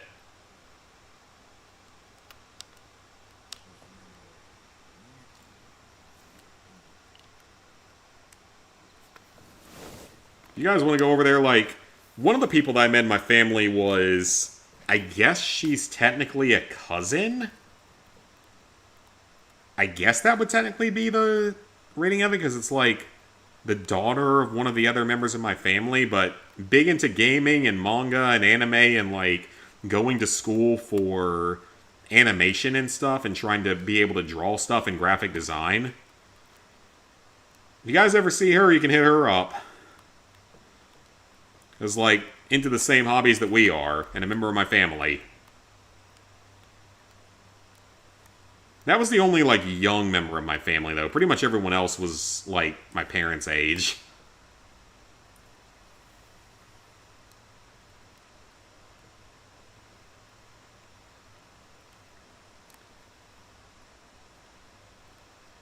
Ah, it's right here.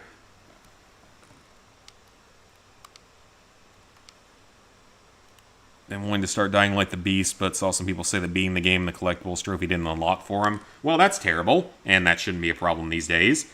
Bought the Galaxy Bundle. Ooh, I also bought it.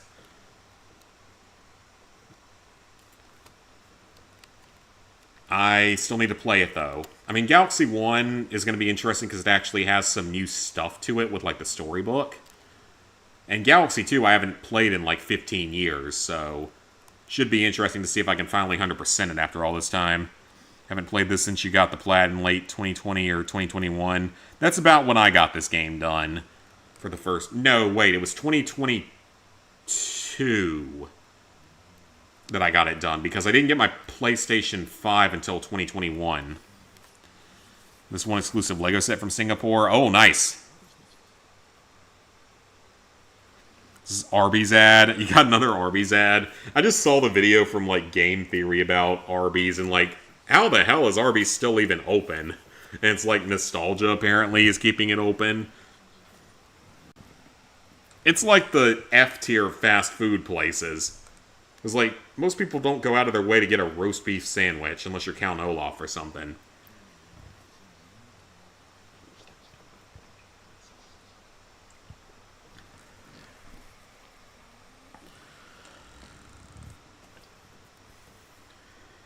Part of the 50th anniversary. Oh, nice.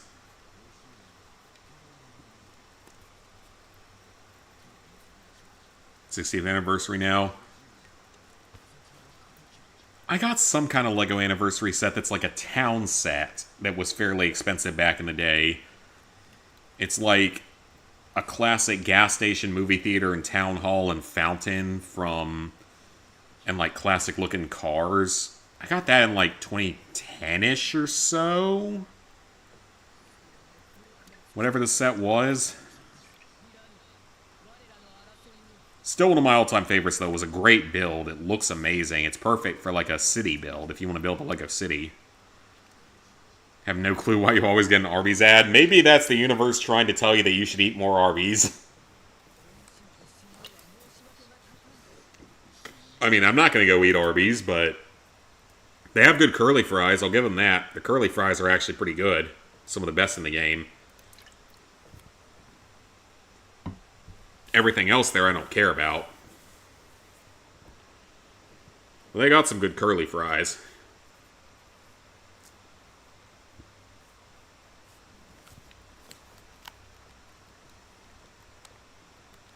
Oh, well. Wrong button.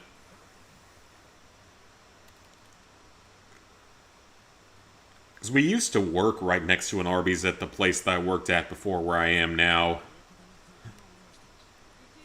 And there is workplace drama, which is always fun. Because the new guy that got hired on like 2 months ago quit while I was gone. Because he was going to get his main office moved to the far away location that I shouldn't have been in the first place, but I finally got moved to the close location. As I was actually planning on quitting if they didn't move me or do something to compensate me for the insane drive that I never agreed to when I took the job. So now I'm actually in the good location that's much closer to home. And less drama-filled. So that's all a very good thing. So now I'm much more comfortable there. I can hold on for quite a lot longer now that it's not an absurd drive every day. And if I have to do the absurd drive ever again, I get paid mileage for it. Which is what it should have been in the first place, but I digress. So now it's not that bad. Except for the fact that I wouldn't have had to replace my car battery in the last 2 days if it wasn't for that long-ass drive I was forced to do for 8 months. Because that's about the only thing I use my car for. So I had to get a new car battery, which sucked ass, but the amount of driving I was doing, I'm not actually surprised. I honestly should have tried to build my company for it. Probably should have tried to use my company card and just seen what would have happened. That would have been... I'm sure that would have been a very great conversation with our CEO, like, you guys forced me to make this drive every day. I only use my car for work, so you can pay for 90% of my new battery.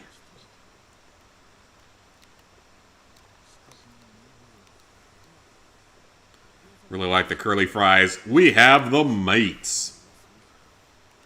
Because, like, roast beef is just such a weird choice. Like, who out there is really, like, out there craving a damn roast beef sandwich most of the time? Apparently someone, because the restaurant's been in business for 50 or 60 years. Apparently someone out there craves a roast beef sandwich. But their curly fries are legendary, so... Even their mozzarella sticks are pretty good from what I remember.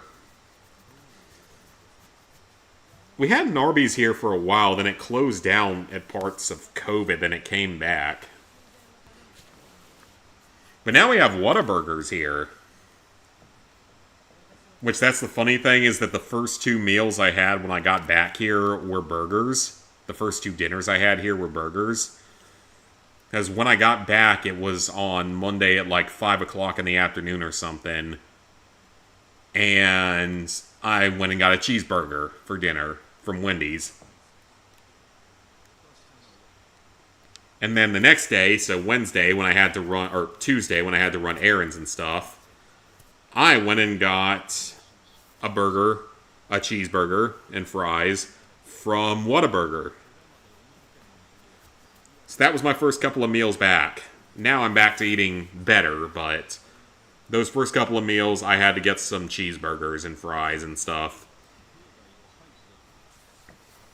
Whataburger's good, but I don't think it's like the greatest thing in the world like some people make it out to be. Like, it's good, but it's not... It ain't the best burger I've ever had or anything like that.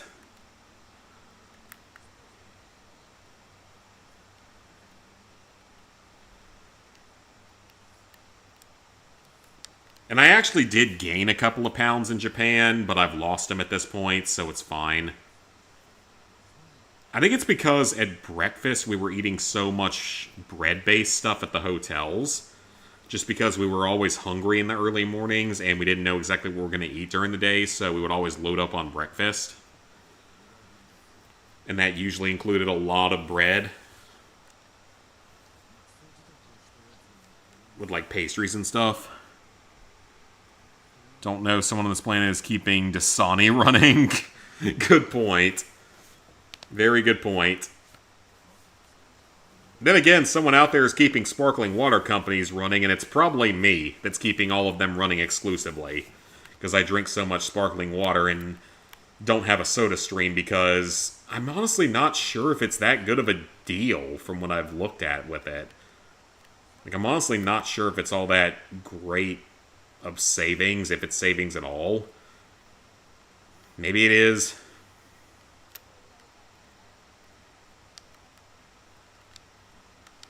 But, like, you have to get the machine, then you have to get a subscription service for the CO2 tanks, unless you have another way to get them. Which I wouldn't be surprised if we could just use, like, the ones from, like, an airsoft store.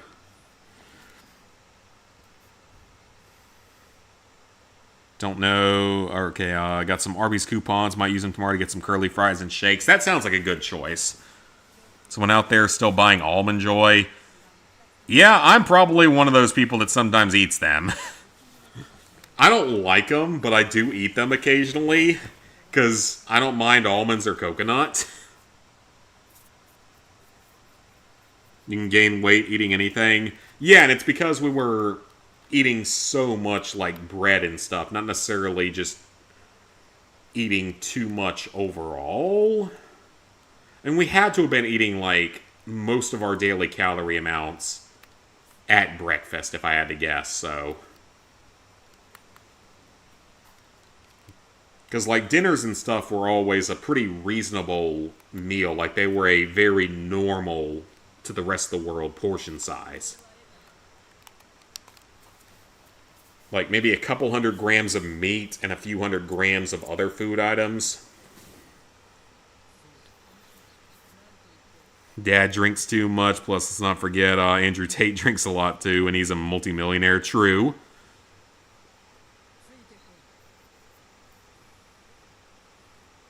Do you mean, like, drinking too much of water? I guess you mean, like, Dasani water?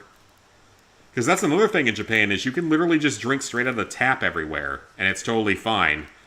The water's fine to drink.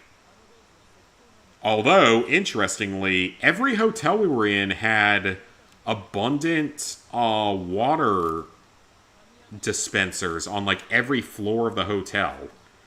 Which was super, super nice, because you can just refill your refillable water bottle there and just carry it around with you all day. And, like, every hotel had them on, like, every floor, which was fantastic. Mom eats Almond Joy. Your mom likes that candy bar. Again, I don't hate them. Like, for someone who's usually, like, has issues with certain textures, I don't mind coconut or almonds. Sparkling water, okay, yep. True enough, so I guess I'm not the only one keeping them in business.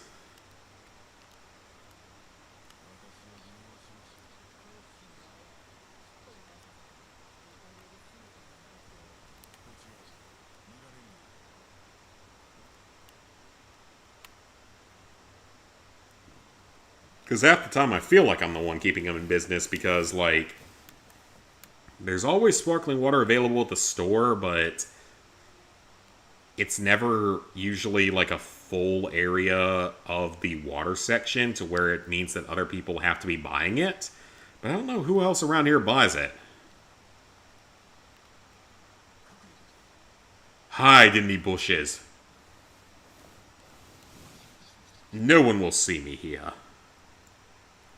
You like almonds but not coconut? Fair enough, like, in terms of actual taste, I definitely prefer almonds along with texture over coconut. But I actually don't hate coconut, which again is kind of surprising that I don't hate that when I am so picky about other food items.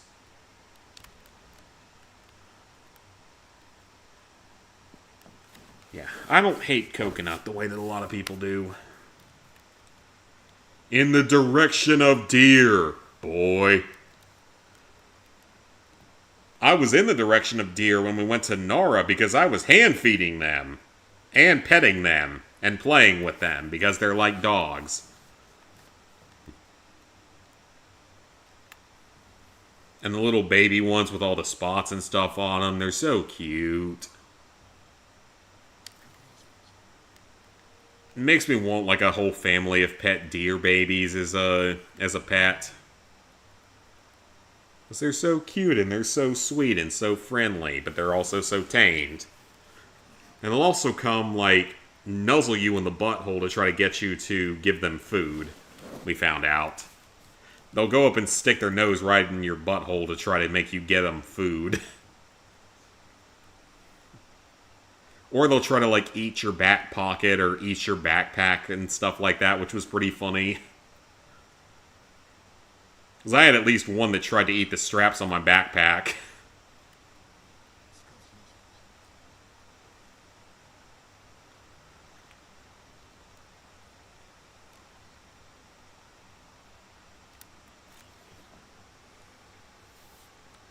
Prefer peanuts? Well, yeah, peanuts I definitely prefer over almonds. Like, peanuts are definitely the best of nuts. Alongside, walnuts are good too, in certain ways, like if you get them mixed into other stuff. I don't necessarily like them raw, though.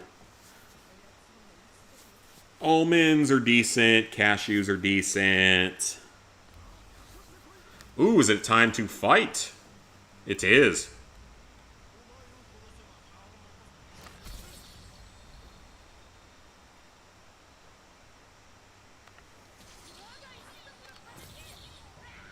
Alright, so we can now do the multiple enemies at once while they're charging at us. I'm glad I invested in that skill.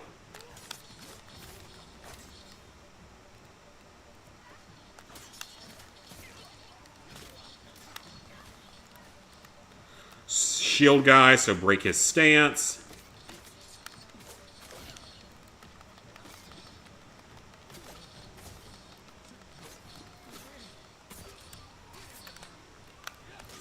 Oh, crap. That was close.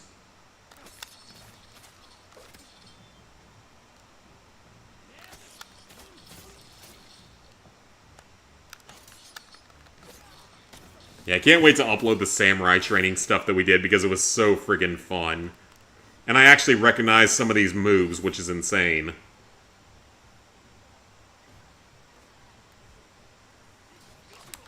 Oh, well, that was my fault.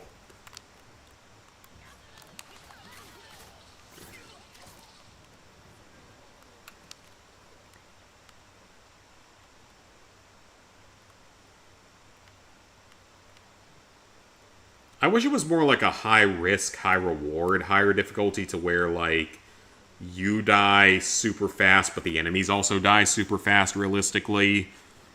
I wouldn't mind seeing something like that with this.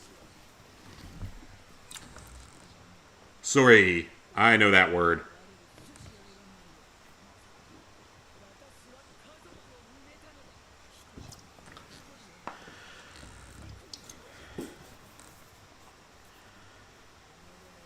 Think you've gotten a decent amount of LEGO Star Wars sets that are retiring this year. That's good, so they can hopefully be your retirement plan someday. See what I did there? I'm so clever with my words. I feel like I'm cool sometimes with making clever jokes, even though they're probably not clever at all.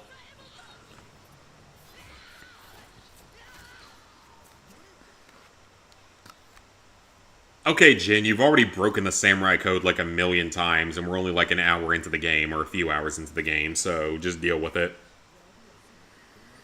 See if they get you any good returns. Hopefully they will.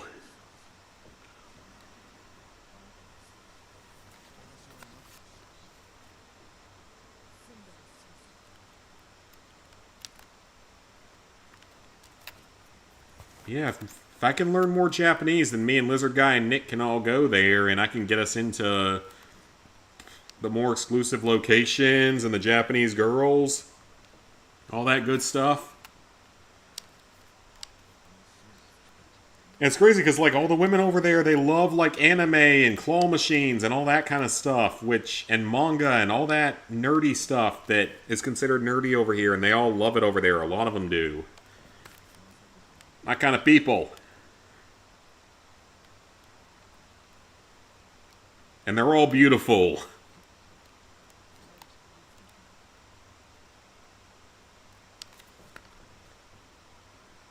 You go to Arby's for the French dip every Saturday after church. You like their roast beef. Okay, that's fair enough. So you're probably like one of the like 5 people that are keeping them in business right now, Chris. Hopefully you'll have LEGO sets. They're about 50k in retail value someday, hopefully. Better than Bill Miller's. Well, here's the thing. I don't know what Bill Miller's even is. That's not a chain around here. McDonald's... I think it depends on what you want. Like, if you want non-curly fries, McDonald's is better. If you want Just like a standard cheeseburger, I think McDonald's is better, but like in terms of having more high quality just beef with the roast beef, you probably get that from Arby's. To be fair, you'll even buy multiple copies of certain Lego sets. I should probably do that every now and then with sets that I really like and want to keep. I just like building them so much, though, that I like putting them in the city. I bought a nanoblock set in Japan as well. That's like a temple. So I can add that to my Lego city, but that's their version of Lego. It's called nanoblocks or something. Much smaller pieces. Alright, so...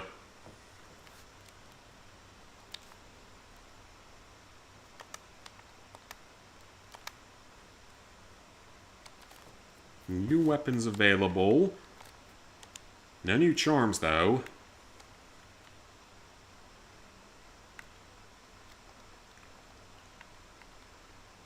Traveler's attire is more helpful, actually, in certain ways, but I would rather take the Samurai Clan armor in terms of actual combat and such.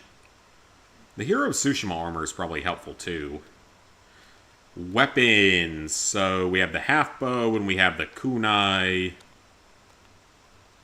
None of that's helpful and none of that is helpful. So what do we have in terms of points? We have 2 points to spend. Perfect parries recover health. Yeah, that looks like a helpful idea. I'll take that. And that actually also looks helpful. Give us a chance to block stuff.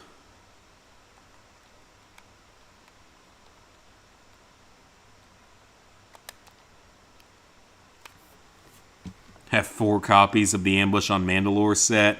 Love building them too, but could care less about Star Wars anymore. That's fair enough. Hopefully there's some LEGO minifigure sellers at Comic-Con. I'm sure there will be. I would think there would be, but I've never actually been to one, so I could be wrong.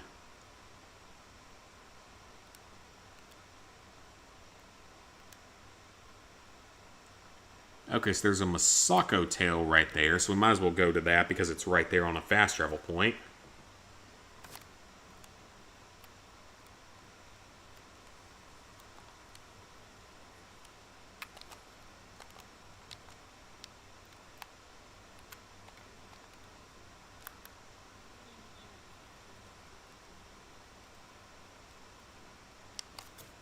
There she is.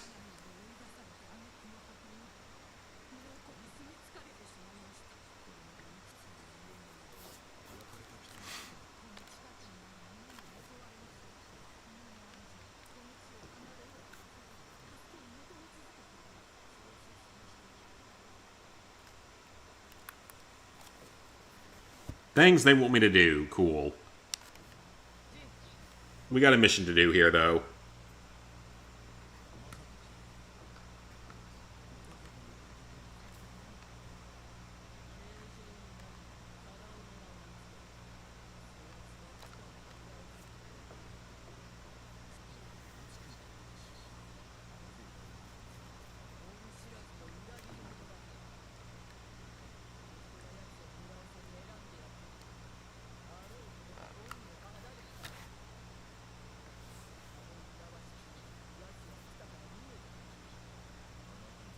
I mean, are you fully trustworthy to where we can believe this?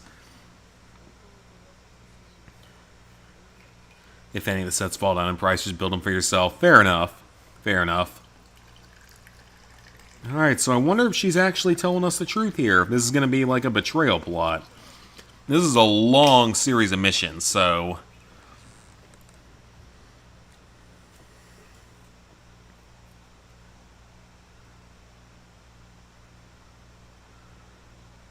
I can't believe I get to be a headliner. The headliner's the one that cleans up after the show.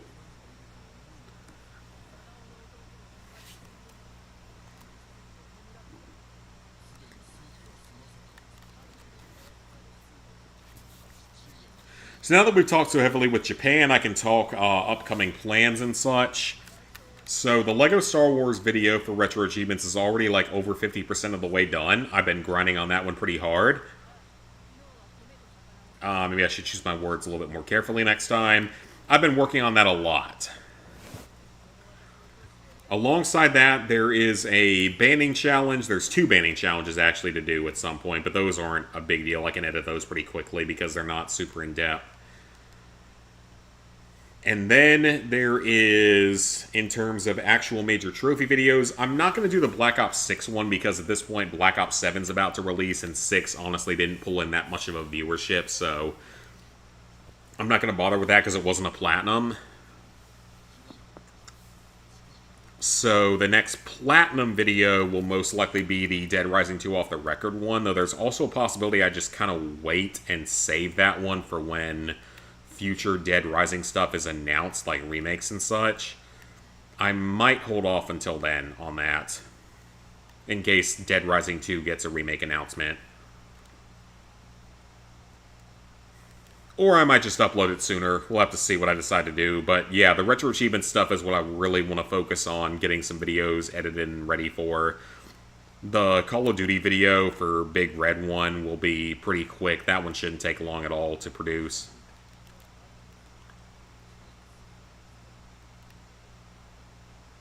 After that is Barnyard, which is a longer one. Fairly Odd Parents is a short one after that. And then Lego Indiana Jones will be a bit of a longer one. And then we're currently on Scooby-Doo. Yeah, that's what I'll be back to streaming tomorrow is Scooby-Doo, Night of 100 Frights. Can't wait to play some more of that. And I have other spoopy games to play for Spoopy Games Month, because there are a few other old horror games that I definitely want to play.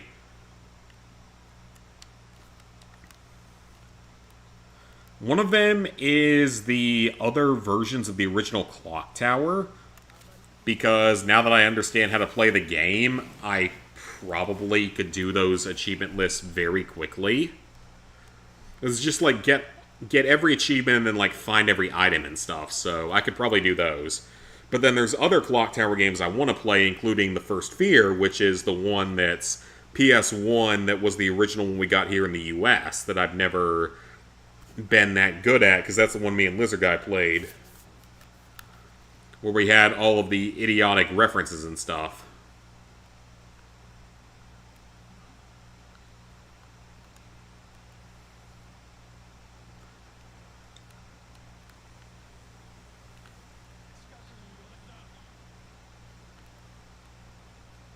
You see nothing.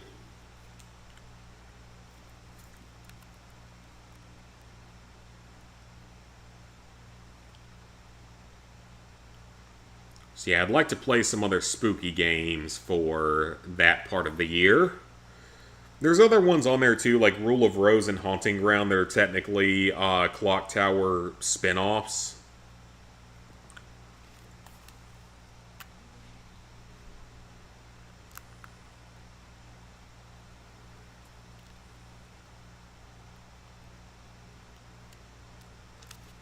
Haunting Ground especially because it's super expensive to get as an actual copy of the game.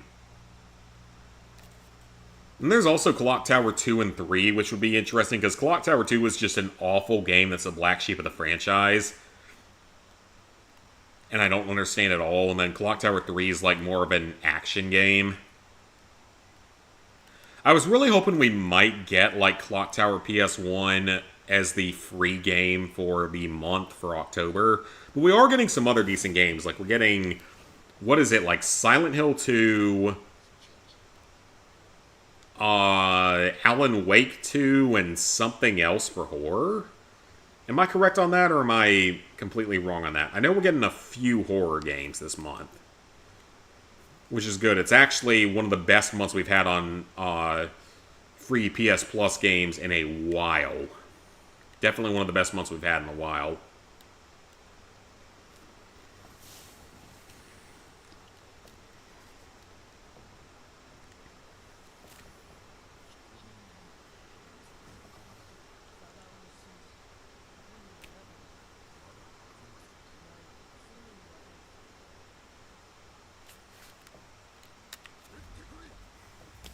Alright, it's time for a standoff.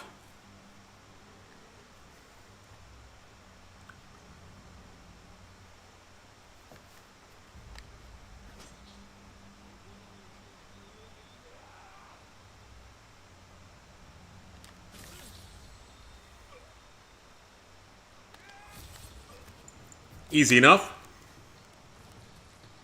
Oh, that's like 10 enemies. That's a lot. Okay, let's pull back for a second here.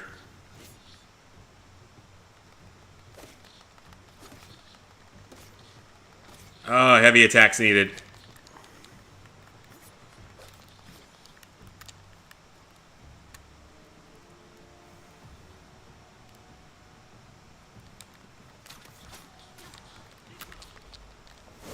Okay, that's not good. On Wake 2 got Sim 3 in an indie game.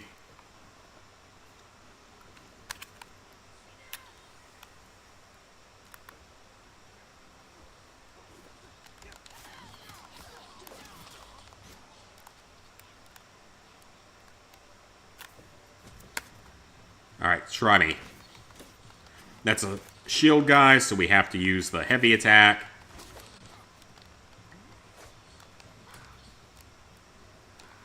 I feel like this is not something I'm supposed to be doing yet because these guys are actually being a problem. I feel like I'm supposed to just, like, instant kill a bunch of them in the initial standoff.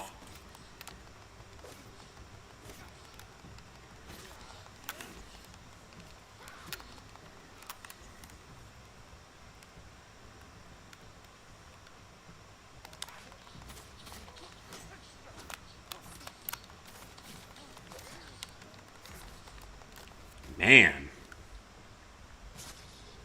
Can't wait for the winter to come, getting tired of all the bugs. We haven't had that many this year, honestly. Not compared to some years.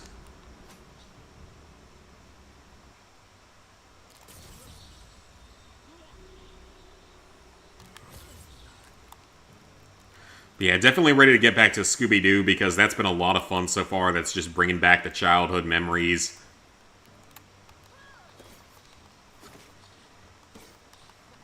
We gotta get a better form to deal with these guys, right?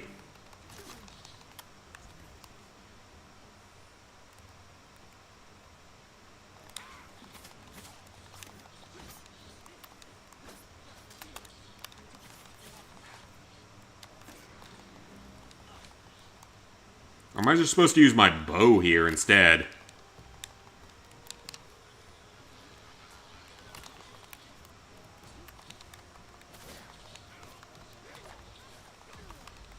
I dodged there. Didn't work. Come on now.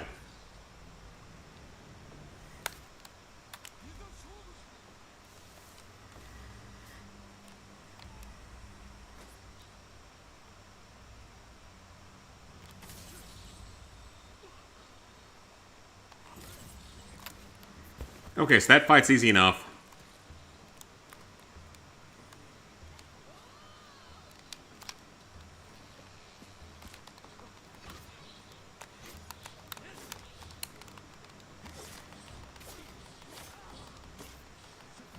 Come on, take out one of the shield guys. There we go. Once we get bows later on, we'll be able to take these guys out without actually really fighting.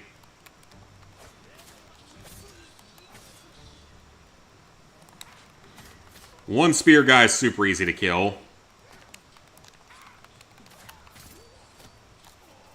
Alright, that's good. Yeah, one spear guy is super easy to kill.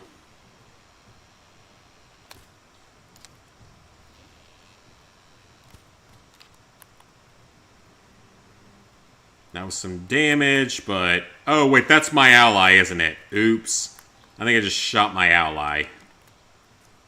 She should make herself, like, a little bit more distinguishable. Okay, so why did she actually do things that time and didn't do anything most of the other times? I think that whenever it's cold in the morning, you get a warm during the afternoon. It's so irritating. And I just hate the cold.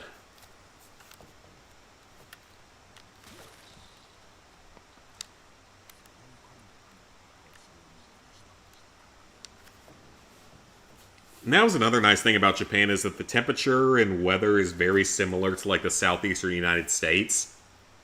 We found.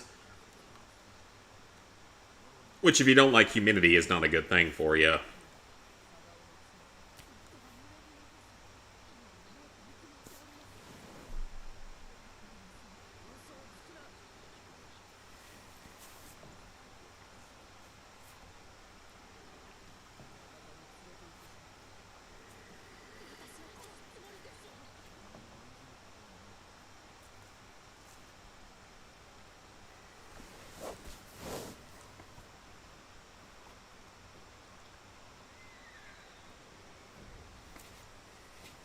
Mission cleared. Let's go.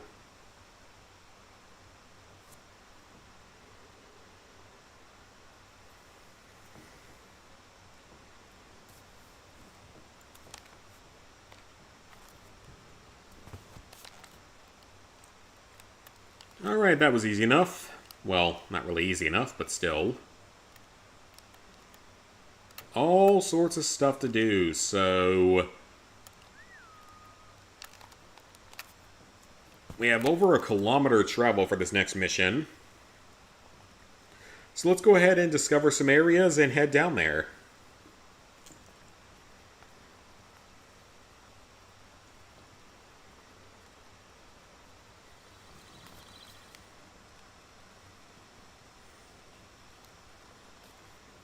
You pick the cold any day of the week. That's how some people are, but I just honestly prefer the heat, personally. I cannot stand the cold. Rather have a busted furnace and a busted AC. Okay, yeah, that's fair enough.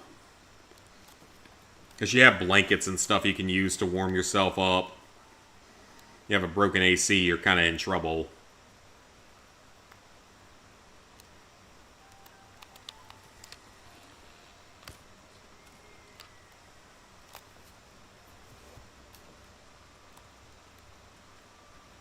Alright, so once we get down there, we should be able to...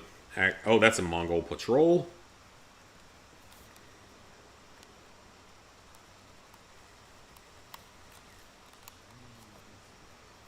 Tsutsa Prefecture. That looks like a Mongol camp. Hang on a minute.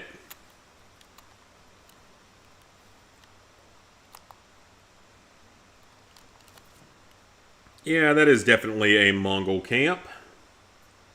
I think we can clear it.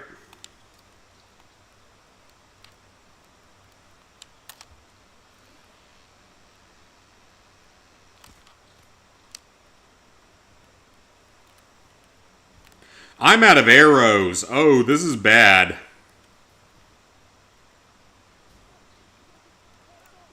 I didn't realize I was out of arrows.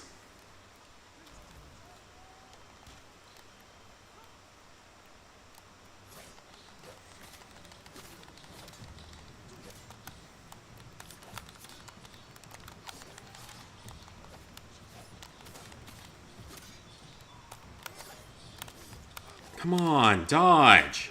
Or block, at least.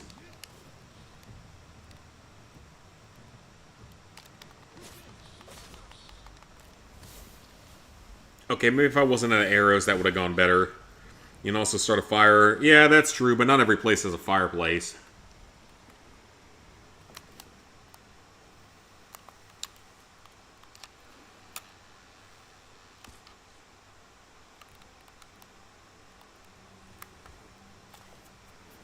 Of course, I couldn't even hit him. So can I just climb up this tower and just cheese everything? I'm curious, can I just cheese everything from up here? Kind of.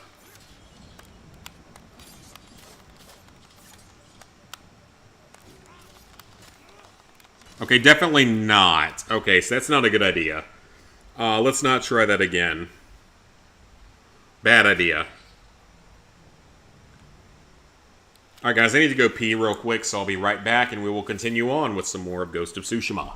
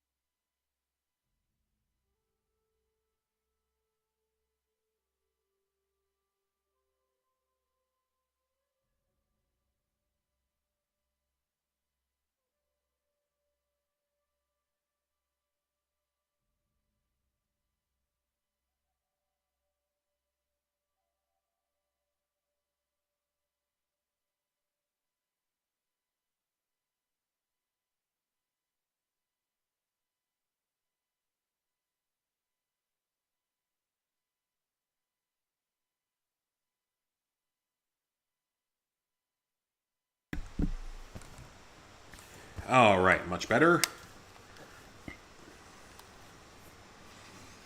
Really got to go back and platinum this game, but unfortunately don't really care for what you played. This is a great game. Like, this is absolutely one of my favorite games of the last decade. One of my favorite games of all time. I loved almost every second of this one, even some of the DLC stuff.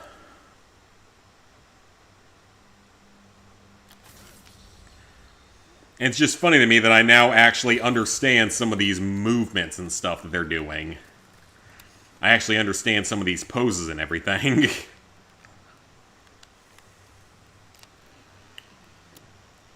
Which is just insane to think.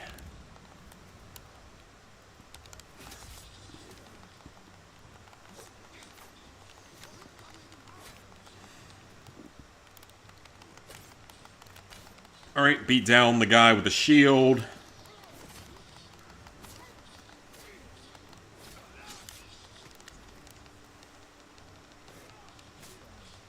Come on, I can't dodge. It's... Oh, it almost went to photo mode there. That would have been bad.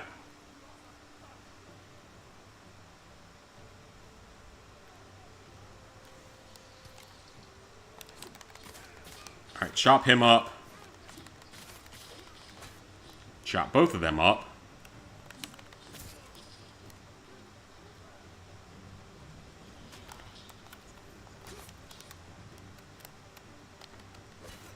There's probably a way to lock onto specific targets that I'm not remembering.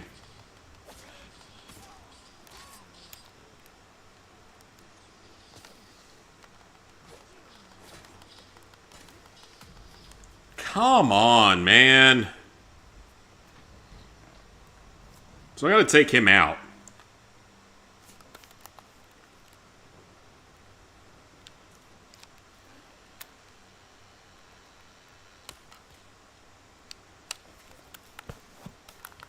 Oh, it drops more. Okay, fine.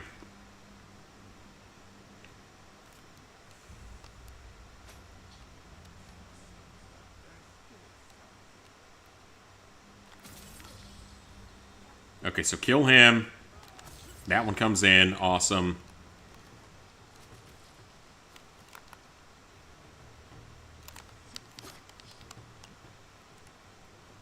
That is a lot of enemies.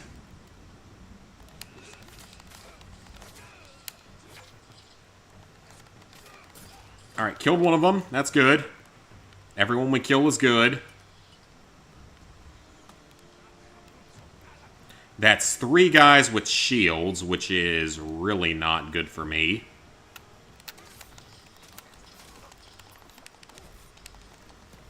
Even when you dodge, sometimes it doesn't work. It's going to come down to killing this guy in the tower.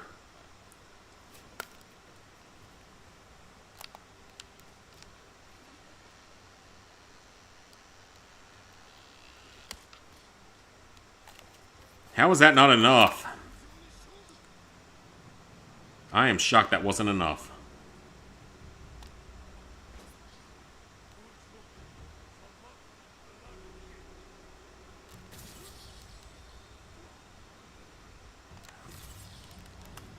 Okay, let's go rush the tower, get rid of him, and get rid of this guy.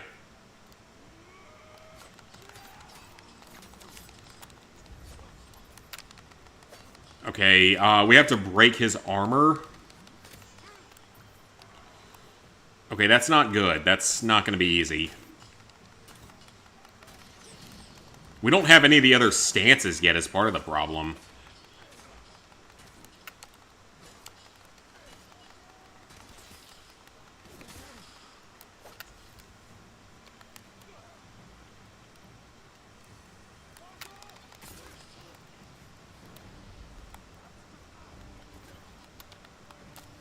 Okay, that's better.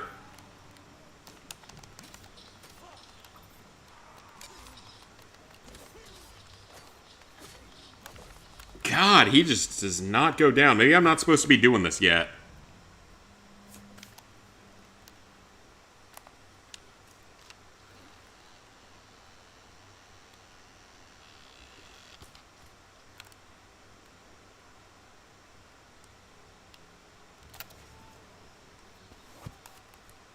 Yeah, maybe I'm not supposed to do this one yet.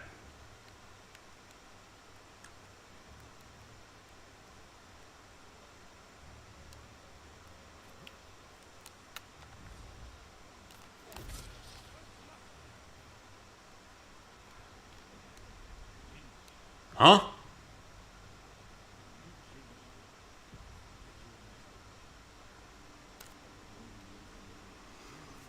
Samurai lessons, okay.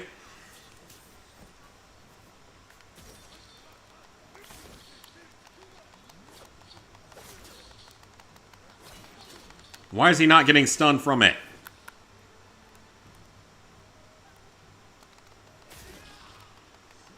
They're not getting stunned from the attacks.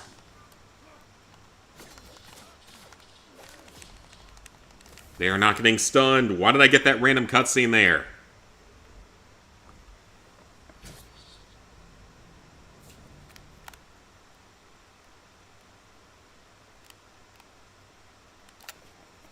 Okay, this time, let's try going in all stealthy from back here.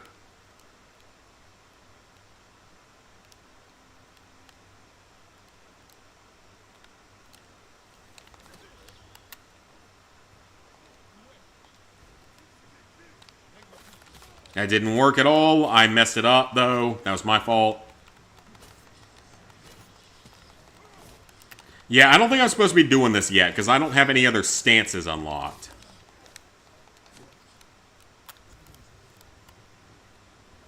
This is 100% the kind of thing you're supposed to have other stances for.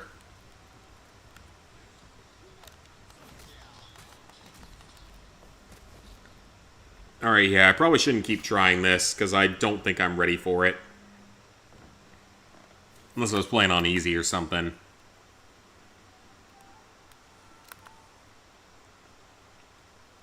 Or, we can look around and see if there's another place to drop in at for some stealth kills.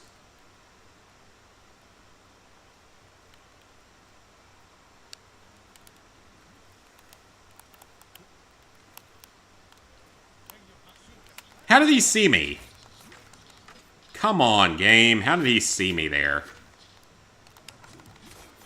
I'd love to know how he was able to see me there.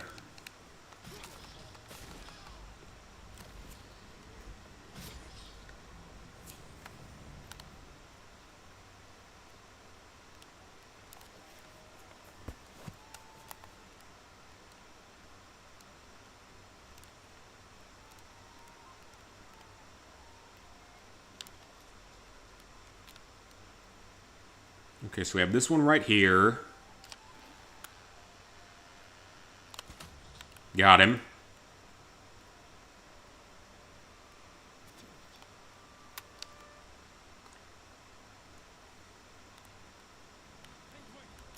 How did he see me? He didn't hear me.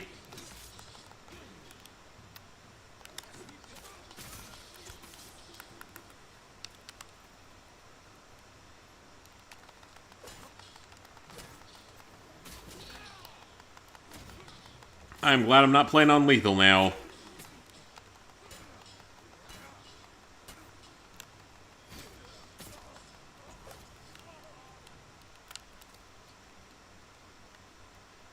Somehow the one up here did not hear any of that.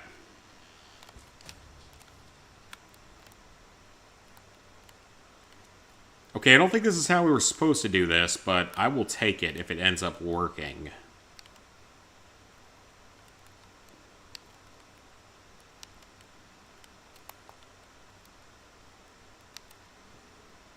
Loot the chest. Lots of supplies, arrows there.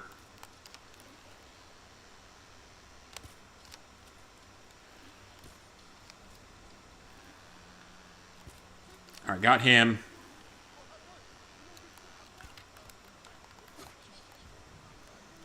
Alright, that was good, that was good.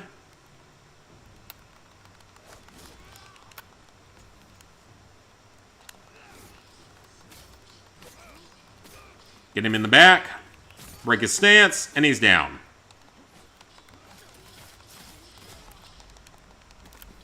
Come on, man.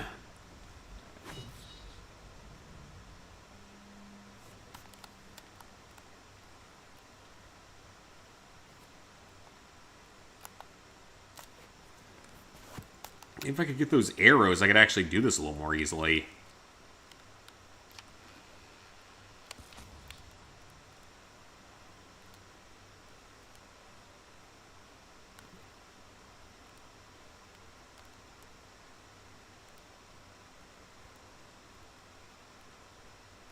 He sees nothing.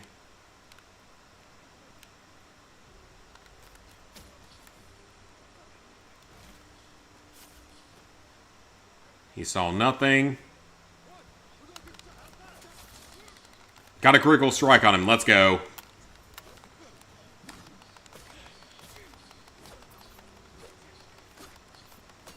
Yeah, these guys are not supposed to be taken on this early in the game.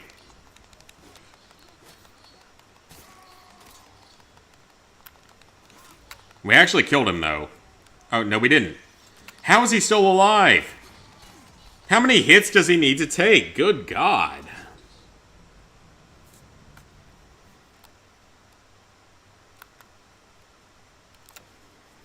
Alright, I'm about ready to give up on this one for now and just come back to it later.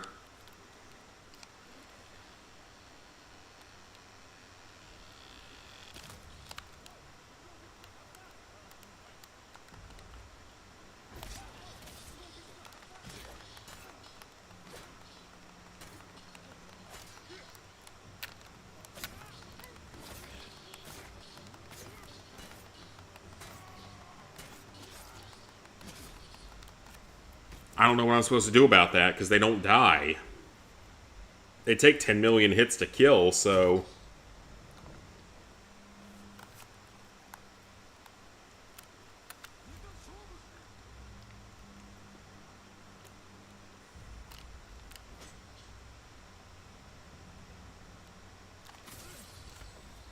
It's right this way.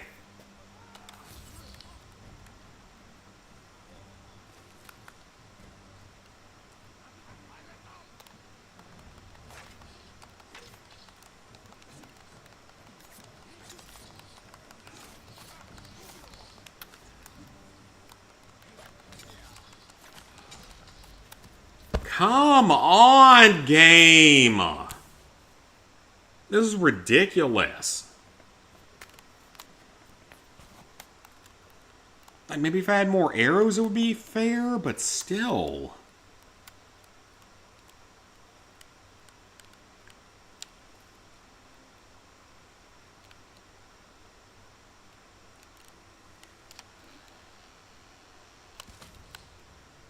So we get rid of him.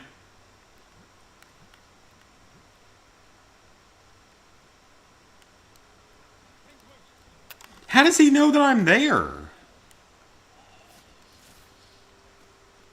Is that just a higher difficulty thing?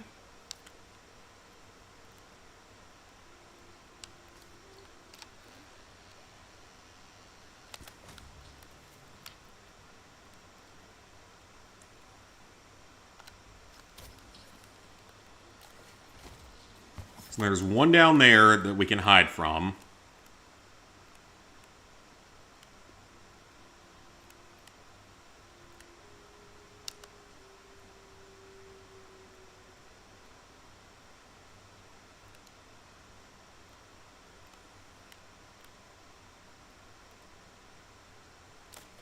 There's two over there, plus the two in the tower.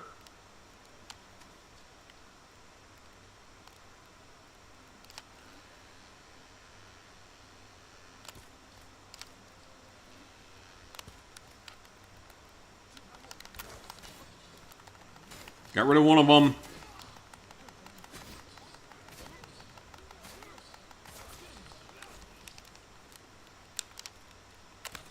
I don't get what I'm supposed to do here, because it's like, none of my attacks do any damage.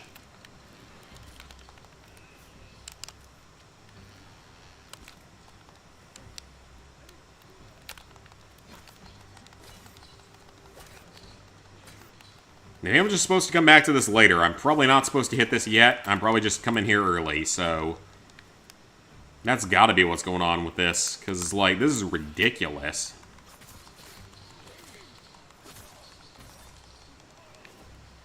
That helped, but he's got a big shield, so those guys are different.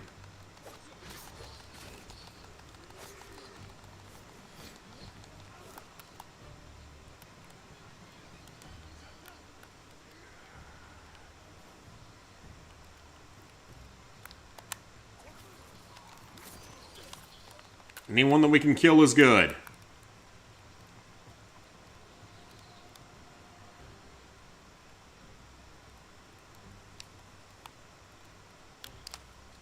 See if we can kill the 2 archers here, or the 1 remaining archer.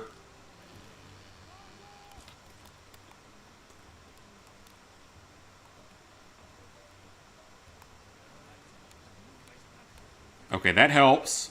Now there's about 4 of them left.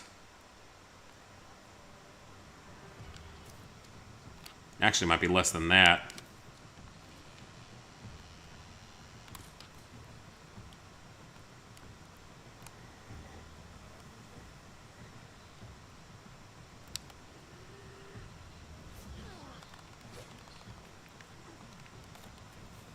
Is it just those 2, or is there anyone else left? Get rid of everyone else first. Nope, it's just those 2 left. Okay.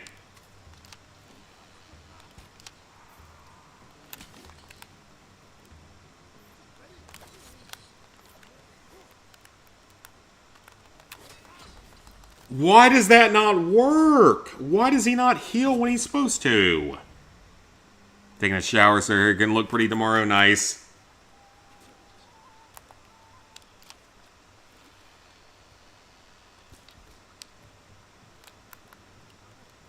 And now it wants me to start over here, so...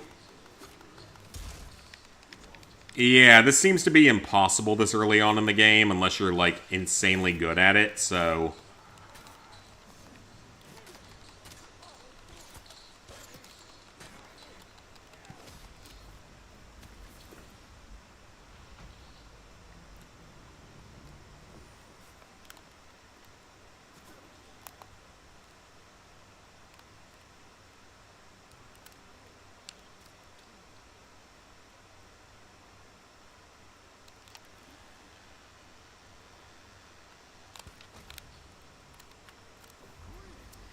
Okay, get a standoff. That's good.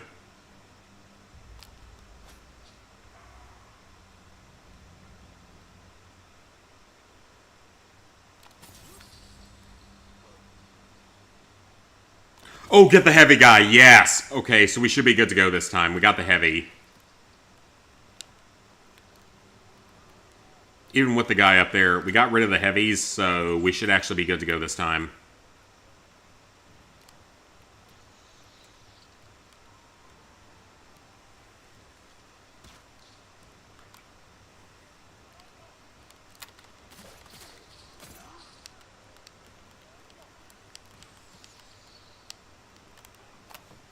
Though we don't have any arrows left, which kind of sucks.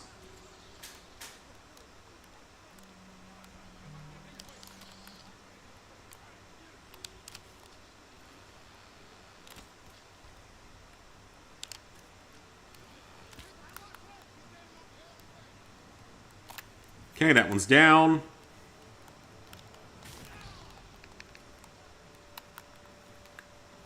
Four sword guys. 4 shield guys, I mean.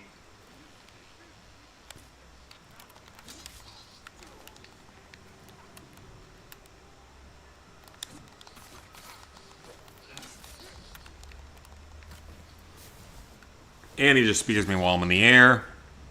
Hair's been getting tangled like crazy lately.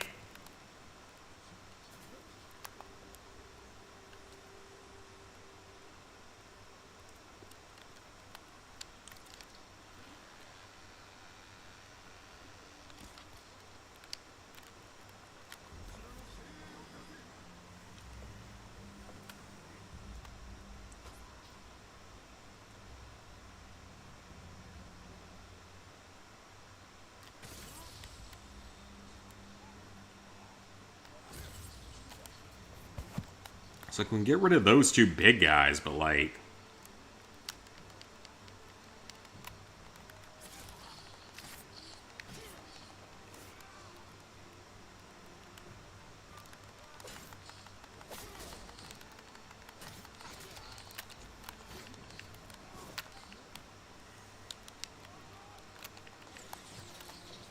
That is not ammo. Go get ammo.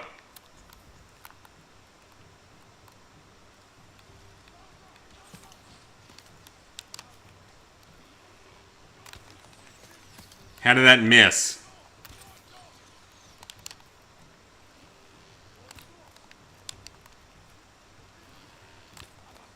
Okay, that's a kill. That's a kill.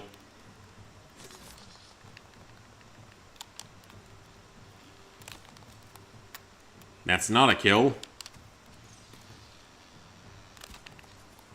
That is, though. Okay, all the archers are down.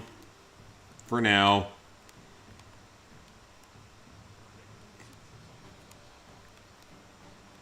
Okay, where are you coming from?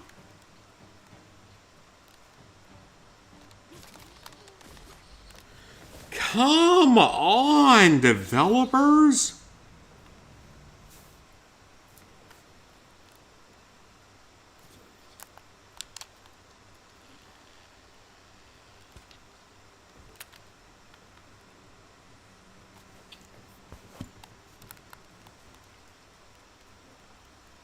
I'm not going to win outside of a standoff, so...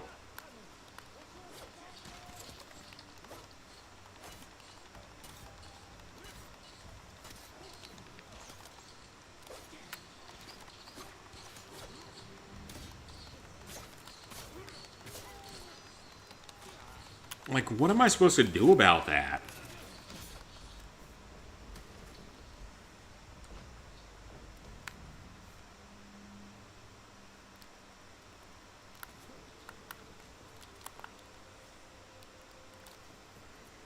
Okay, sit there.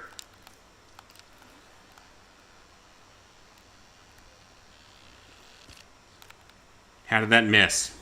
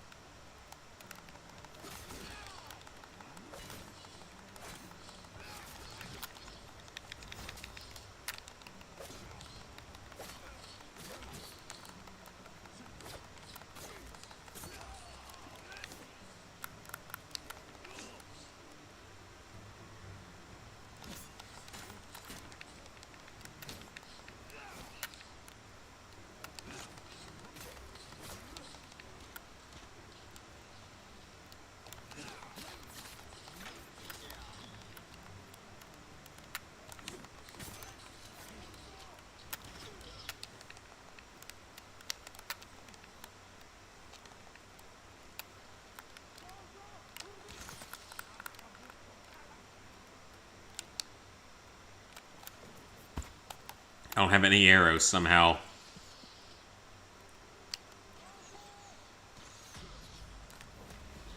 I don't ever remember this game being this unfair with stuff like this.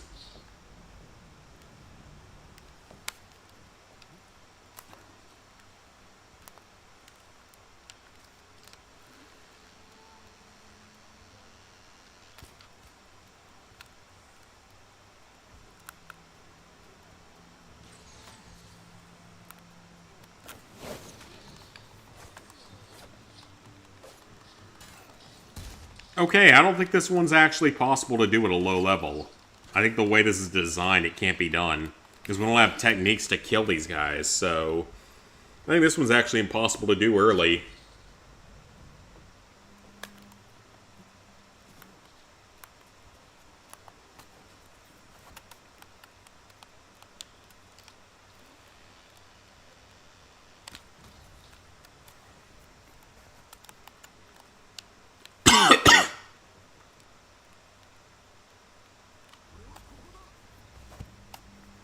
Okay, do your standoff.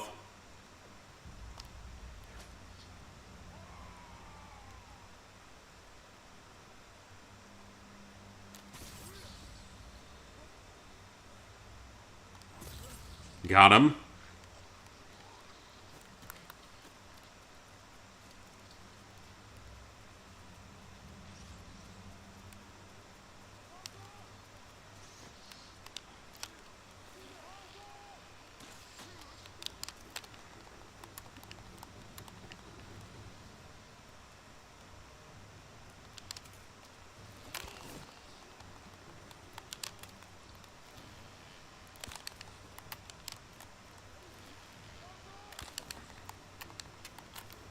Okay, got the snipers.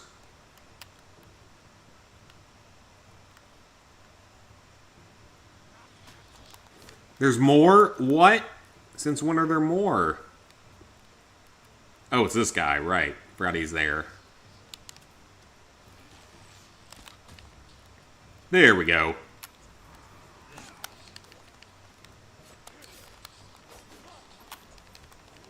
So when it's red, I just have to dodge, honestly.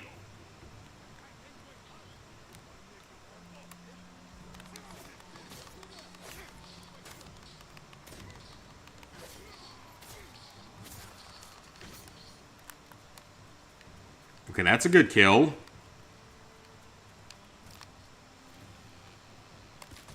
That's a kill. Let's go. How did that hit me? How did that hit me?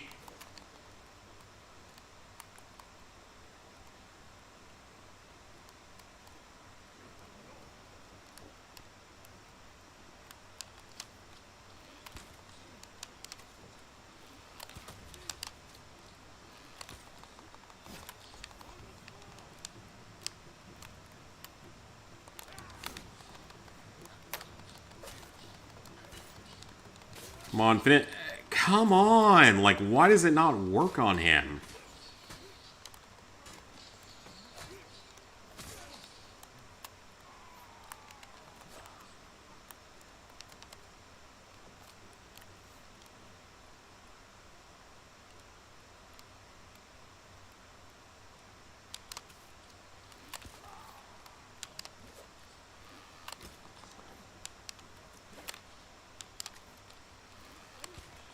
Come on.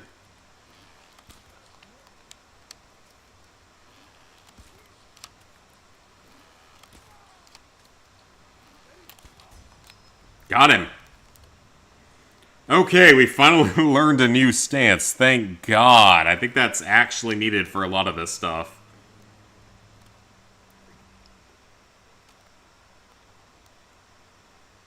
Highly effective against shields. Thank you. We have something more effective against shields.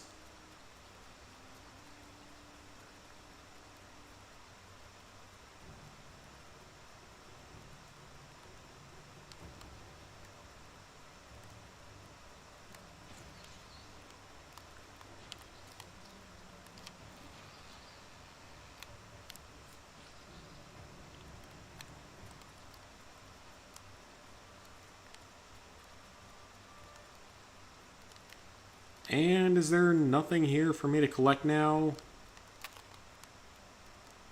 Oh, there's two out there. And another out there.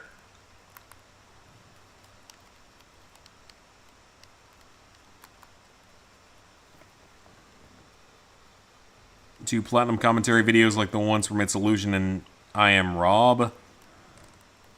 I mean, I kind of try to do videos like that already. Even if they're not exactly the same way. Water's the best stance? Okay, that's good to hear. Or one of the best stances, at least.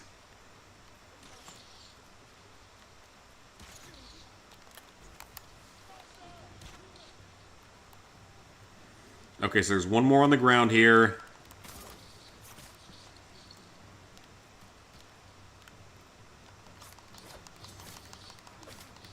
Should just be able to slice him off the thing.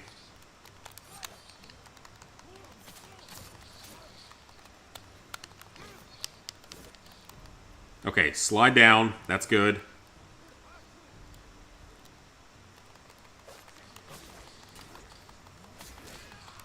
Come on, game. Whatever. Just deal with it later.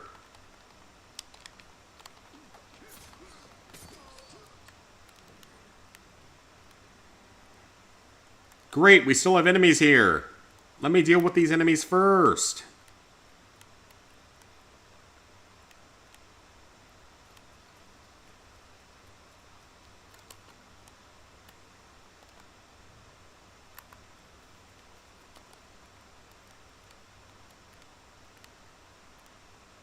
Okay, I think we got rid of all of them. Thank God. There's like one left somewhere. Haven't found anything on Monster Jam Online Trophy yet. So the one guy yet had never responded. Hopefully, we can find a different one then. As I've found that to sometimes happen, people just join the sessions and don't end up responding at all. There's like no punishment for it, unfortunately.